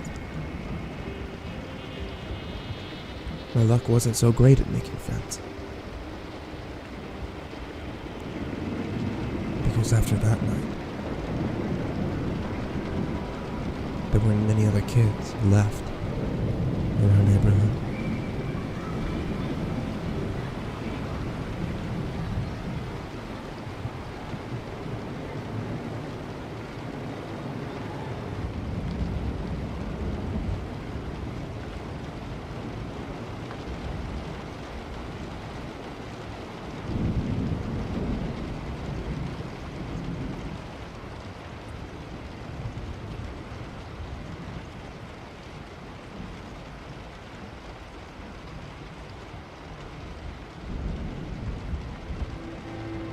A ghost in the machine. That phrase always fascinated me, mostly because I could never understand what it truly meant. When I was younger, I thought it had something to do with a haunted computer. And while that is still an interesting concept in and of itself, I don't quite think that's what we're dealing with here. Consciousness is a distinct entity from the physical body, both connected in some ambiguous manner that we haven't quite figured out yet. So, is the human mind just a ghost pervading a biological machine? Does that mean that ghosts are real? Sorry if this train of thought seems to have derailed. I'm trying my best here. I'm having trouble comprehending what's just happened. At the moment, I was looking for something fun to do. I've always tried my best not to make a name for myself whenever I make my excursion into the forbidden cyberspace, so I couldn't get too crazy. Trust me, you don't want that. I suppose that I was just looking for something to read, possibly some conspiracy theories that were backed up by tangible evidence, but I found something else. Something a lot more intriguing. I was on a forum that was a hot spot for cyberpunk buffs. It was a place where geeks got together and shared developments from each tech industry that spanned the globe. I know there's a lot of these on the surface web, but this one was also frequented by hackers. Hackers who like to break into corporate systems or to steal knowledge. Can't find a subreddit for that. There was one discussion thread that caught my eye immediately. Found an experimental AI. Now, I'm no expert in technical jargon, but I'll try my best to explain what this was all about. So these artificial intelligences were referred to as EGs, an abbreviation for extracted ghosts. The hacker who had found this explained it in far more explicit detail, but he lost me after a few sentences. I knew how to code, sure, but this far exceeded the scope of what I would have been able to understand. Something that even the hacker found relatively strange was the fact that he'd never heard about the company that created this thing before. It appeared to be some kind of startup situation in southern Germany, that went by the name of NT. Didn't know what it stood for, he simply looked through the code and found it worthwhile enough to share. He put up a link for us to download it, and to my surprise, it was an Android mobile app. I assumed that he'd probably just found a prototype in the earliest stages of beta testing. I knew that this link probably wasn't the safest thing ever. That's why I dug around and found an old, never-before-used phone that had been lying around. It was still a reasonably new Samsung model, but I wasn't too afraid of losing it. I plugged it in and began the download. The download itself was rather tedious. I had to restart the phone about 3 times, and the overall process took an hour and a half. In fact, it was so big that I essentially had to delete every pre-existing file, but in the end, I ultimately managed to do it. There was now another app on the device. The name was just a string of letters and numbers, but the icon was simply white. Prototype indeed, I thought to myself. I opened it up, eager to see what this would lead to. The opening screen was what appeared to be a language selection. Cantonese, Mandarin, Japanese, Korean, English, Spanish, French, and German. Of course, I clicked on English. Once I did that, it took me to a loading screen. As the bar crept higher and higher, I could see what I assumed to be a code flashing across the screen in intervals. Obviously, I was expecting there to be bugs, so this wasn't really a cause for concern. It fully booted up about 5 minutes later. The background was almost completely empty, save for a few icons. A camera symbol, an audio symbol, and what appeared to be a box to type into. A message also appeared onto the screen. Hello. My name is Lane. I chuckled, that was cute. I contemplated what to respond with before deciding to go with something simple. Hello, Lane. What do you do? It only took a few seconds for another message to pop up. I am here to assist you in extreme situations. Interesting. To say the least. What do you mean by that? Situations where the possibility of death or injury are present. Must be some kind of mobile game, I thought to myself. But how early in development was it? It only seemed to be text-based so far, so in any case, I decided to keep on humoring it. How are you supposed to do that? This time, the response took a little longer. Insert headphones, then press the camera icon. As long as I have visible access to your surroundings, I will be able to help you. Just listen to what I say. Now, these instructions were still extremely vague. I couldn't really think of a situation where I'd be able to use it, so I just pushed it into the back of my head for the time being. It was Saturday night and I wanted to get wasted. Before going out, I brought the phone with me, just in case, you know. The night went on as you expected, paying too much for drinks at the bar, almost taking a girl home, but falling short when I realized I didn't have enough money for the cab. I decided to take the train home instead. I was sitting there, drunk out of my mind, preparing myself for what was surely going to be a dull trip home. It only took me a few moments to realize that my night might not end up going so well. The train was nearly empty, save for a few tipsy college kids sitting at the other end. However, there were 2 people sitting right across from me, faces both obscured by their hoods. They'd been intermittently glancing at me ever since I got onto the train. Now, I was never one to judge, but I was also a cheap bastard. I wasn't down to have my shit jacked. Things got worse when the college kids got off at the next stop. These guys were starting to look antsy. It's not like anything was guaranteed to happen here. I could only make an assumption, but sometimes assumptions need to be made. I remember the AI's message. Situations with the possibility of death or injury are present. This must fit under that category, right? Trying to be as casual as possible, I pulled out the phone. I opened the app, I put my headphones in, and I opened the camera icon. As soon as I did this, another message popped up. They will try to rob you within the next 1 minute. My heart jumped. Jeez, really? My thumb slid all over the screen as I made an attempt to respond, but that didn't turn out to be necessary. Please relax. Press the audio icon. Put me in a position where I can see everything, and I'll figure out the rest. I simply did as I was told. Luckily, I'd worn a plaid shirt with a breast pocket that was just deep enough so the camera was not obscured as I slid it in. However, as soon as I did this, the two men got up. "Are you recording us?" one of them asked, in an overly agitated tone.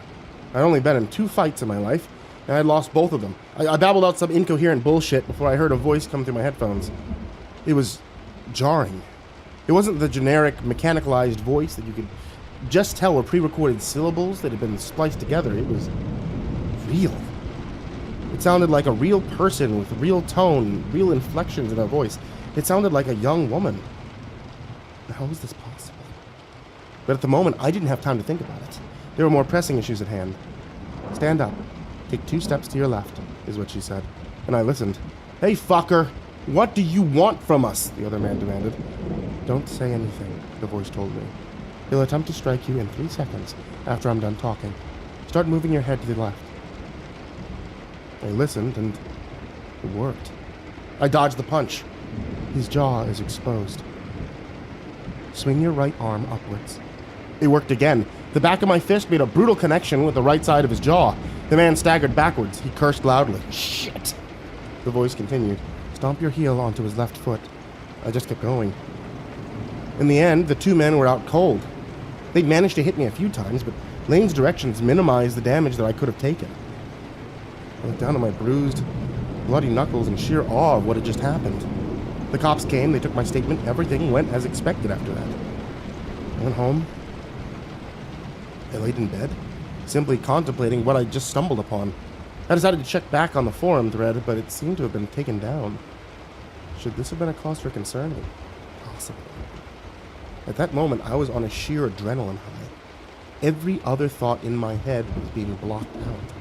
I opened up the app again and typed in another question. What are you?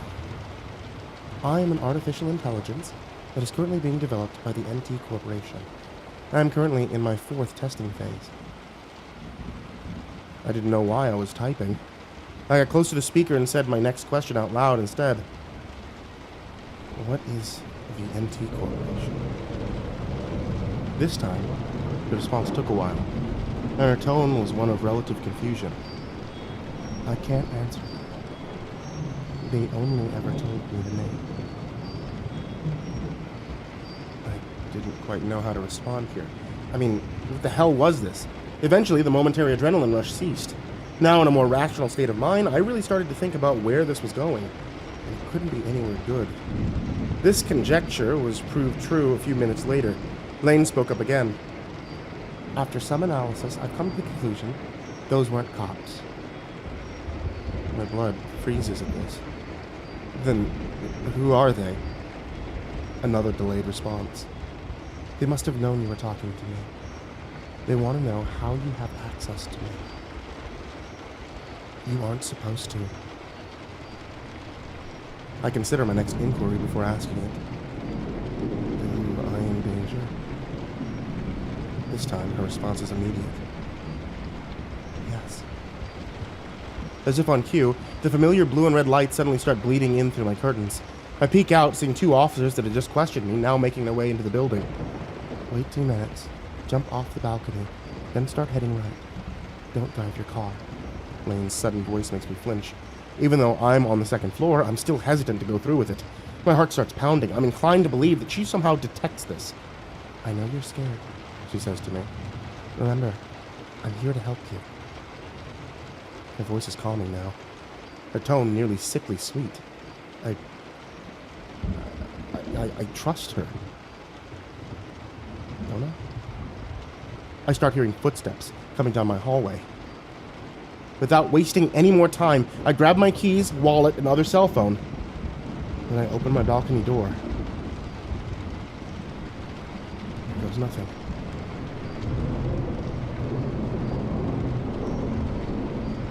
Take the next left. Lane's voice echoes in my brain as I run. She's directing me, but I can't fathom where. I'm trying, but she claims that we can't rest. I take a quick glance around, but I see nothing. There's nobody here, I say in between exhausted pants. Why are we still going? I'm trying to maximize your chance of escaping. If you stop now, they'll find us in 8 minutes. We're in a deserted part of town. Old, decrepit apartment buildings line each sidewalk while streetlights flicker on and off. Unfavorable conditions, to say the least. Shouldn't we head to a more crowded place? It's 6 a.m. At this time, there is none. I didn't even realize how late it was. Shit. Crowded locations are where they would look first, she continues. They think like you do. That's how they'll find you. The absurdity of this has barely dawned on me. How the fuck can this be an AI? Eventually, I simply can't go any longer. I stop abruptly, bending over to catch fleeting breaths of air. I can't. I need to stop. That's all right. You've bought yourself around 21 minutes. 21 minutes? How do you know? I asked her. It's only an estimation based off facial, physical, and proximity analysis. What the hell is that supposed to mean? But I don't bother asking it out loud. Unlikely that I'd understand anyway. Call a cab, she says. Get in. Have the driver go a distance of 4 blocks northwest. Before you can get out, leave your other phone in there. Oh shit, I thought. I brought my damn phone with me. What was this, fucking amateur hour? I did as I was told. The taxi arrived in 12 minutes. As soon as the driver dropped me off, Lane tells me to start walking downtown. So that's what I do. At this point, the streets have started to fill up more. Not a lot of people, but enough to make it not feel empty. As I walk, Lane points something out. There's a man about 30 feet in front of you wearing a blue jacket. He's part of the team chasing you. Turn left on the next street, then start running. Shit. I turn to the next left and start running again. I take intermittent looks over my shoulder, but it doesn't look like anybody's following me. They're hiding, Lane tells me. They're good at that. At some point, she tells me to duck into an internet cafe. Once there, she makes me wait for 10 minutes. I have everything that we need to survive now. Just keep listening. You're doing great so far. As she speaks, I made an active attempt to detect anything off about the way that she was speaking to me. Any semblance of insincerity or manipulation, but there's none. To me, she sounds genuine. This is frightening. Once we leave the restaurant, she points out a blue Impala sitting on the side of the road just in front of me. It's still running. You have about 3 minutes before the owner comes out. We need to take it. I start to object. Look, I can't fucking do that. Lane's once soft voice begins to heat up. Less than 3 minutes now. They've caught up to you. I turn around, immediately noticing a police officer barely behind us. He seems to be walking with intent. Don't rush, Lane says. Calmly enter and start driving away. I take about 10 more seconds to think this over. If she's lying, then I'll be fucked later on. But if she's not lying, I'll be fucked right now. Call it impulsive.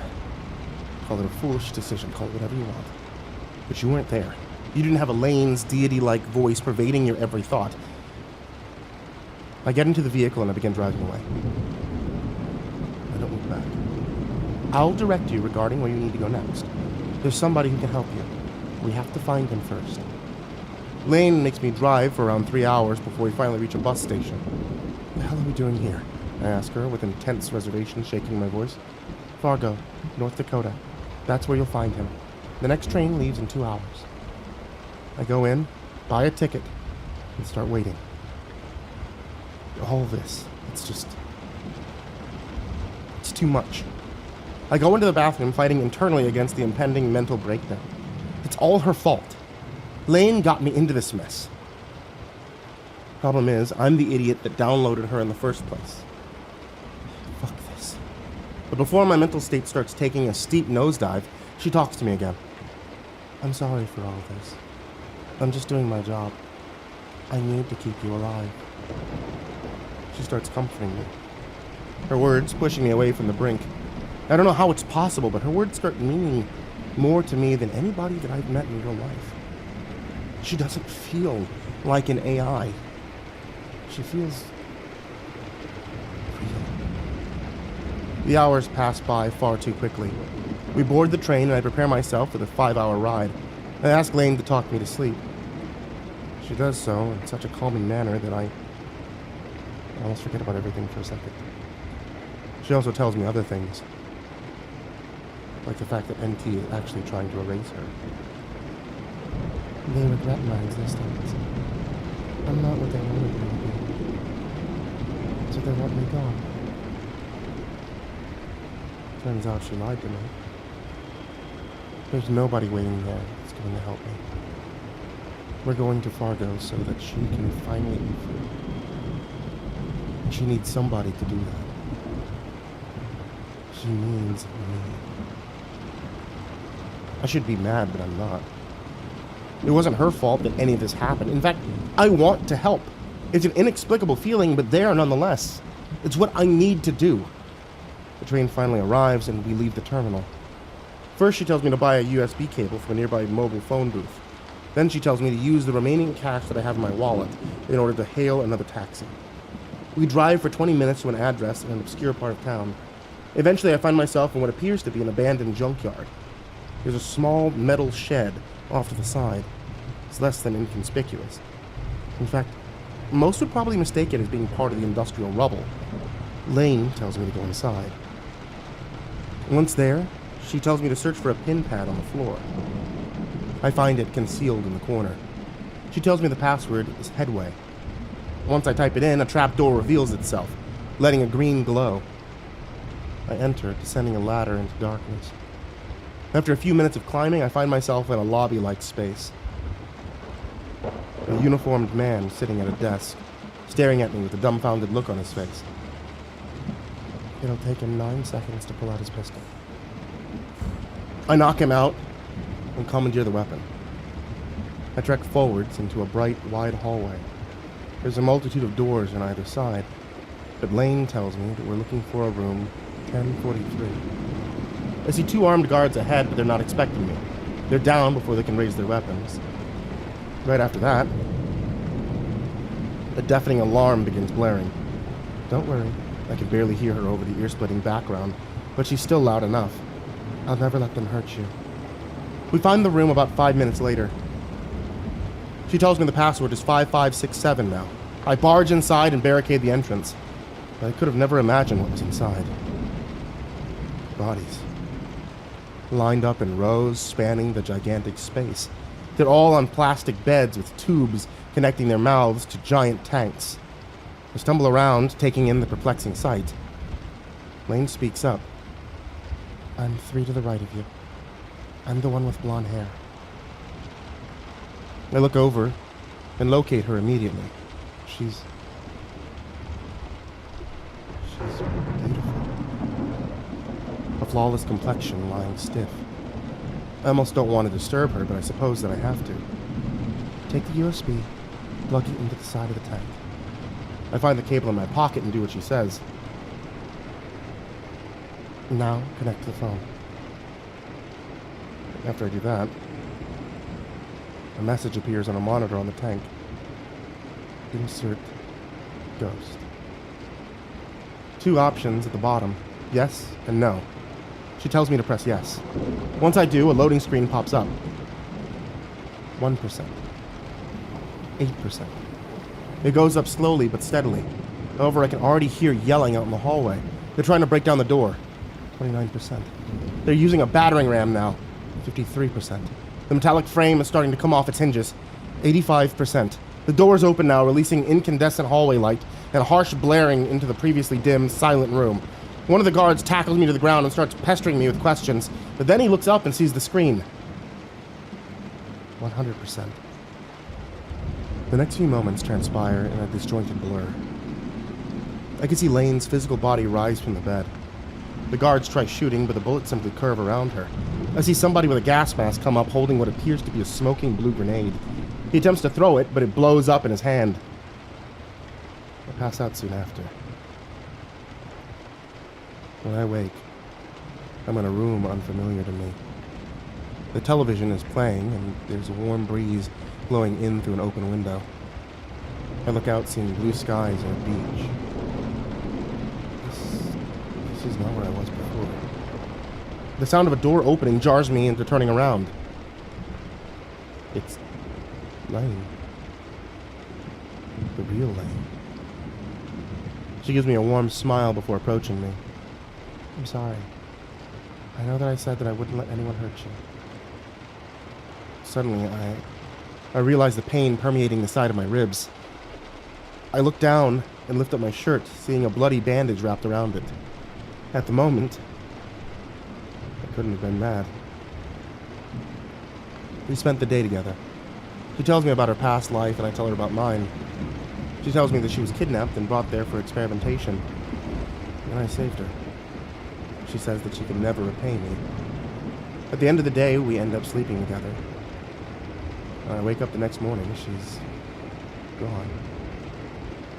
I find an envelope sitting on the dresser filled with $10,000 and a plane ticket home. Here's a message written on the other side of it. I'm sorry, is what it reads. I'm not sure what she meant by that. Sorry for leaving me, or she's sorry for something else. When I get home, I find that my place has been ransacked. I talk to the police and eventually move out of the state. It's been around a month now, and melancholy still hasn't left me. But I know that they still know where I am. Yesterday, I received a knock on my door. I looked through the peephole, seeing an unfamiliar face. I wasn't going to open up until he called out my name, heavy German accent pervading his speech. Please, I came alone. I just want to talk. Eventually, I let him inside. He tells me information that I didn't want to hear. Lane lied about everything. Shows me records and files pertaining to her real past. Theft, extortion, trafficking. She's done it all. So what's she going to do now? I asked him. He exhales and shakes his head before responding. I don't know. Nothing good. I take a second before asking my next question. What'll happen to me? This time he looked at me with an expression of restrained hatred. Nothing. Good. But I'm not worried. I'm still not mad. There must be a reason for all of this. Lane's still out there. And I know she won't let these people hurt me.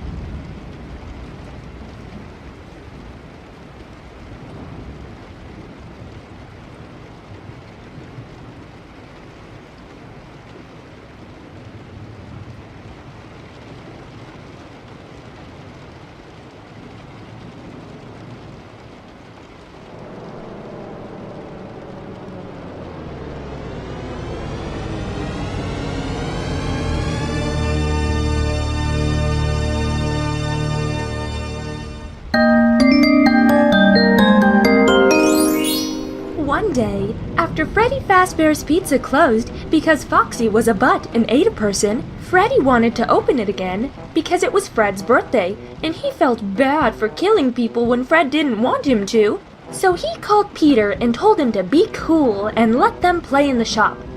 But he didn't do it like this because these are like radio things from a long time ago. Peter, let's not kill anymore. Okay. I don't want to kill people because I'm a good person and I don't lie. Yay! Let's open the store! I'm taking all the clothes signs off and I'm going to throw them away. I will clean the floors because my guitar is also a broom rake. I will make pizza because I am a fucking bird. Rah! Let me call the landlubber on the phone. But oh no! I cannot dial the phone with my hook. Curse Peter Pan. Get it? Because Peter Pan was in a fight with Captain Hook. I will call Fred then. I am trustworthy. Foxy can make the sodas and mix with his hook.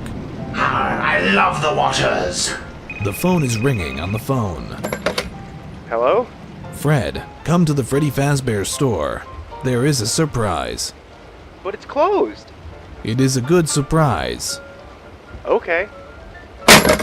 He is coming. Everybody hide. But when they hided, they didn't see Peter build a bomb in the store because he is not a good person. He is evil. Fredbear and friends will return after these messages. Return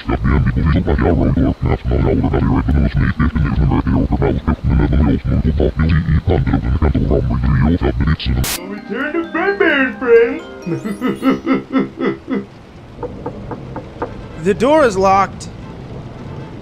No, the store is open again. It is not. Okay, I'm coming in. Surprise! It's your birthday! We have made pizzas and sodas and cakes, and because you are an adult, Bonnie has adult alcohol drinks. Yuck! I had made a lot of alcohol. I know everyone likes alcohol when they're an adult, so... Shit! I know everyone likes alcohol when they're an adult, even though it is not good. Yuck! And I have a surprise I have put into Foxy. Oh no! There was a bomb in me when I was hiding that I didn't notice because I had my eyes covered when I hid. Peter? You're my friend, though. We've been friends for a long time. I can kill Peter. Bonnie is killing me. Help me, Fred. Fred cannot help because he's a mad. You put in a bomb in me when you put in the bomb. But I am sorry. No, it's too late to be Soroy. I will eat you. I am a robot and I can see a problem with the bomb. Foxy can eat Peter and it will not blow up. Nom nom nom nom nom nom nom nom. People taste like the sea. No. Oh, God. So, Peter was dead because he was a really bad person and he killed a lot of people. And all of the animatronics sang happy birthday to Fred because he was having a better birthday after that.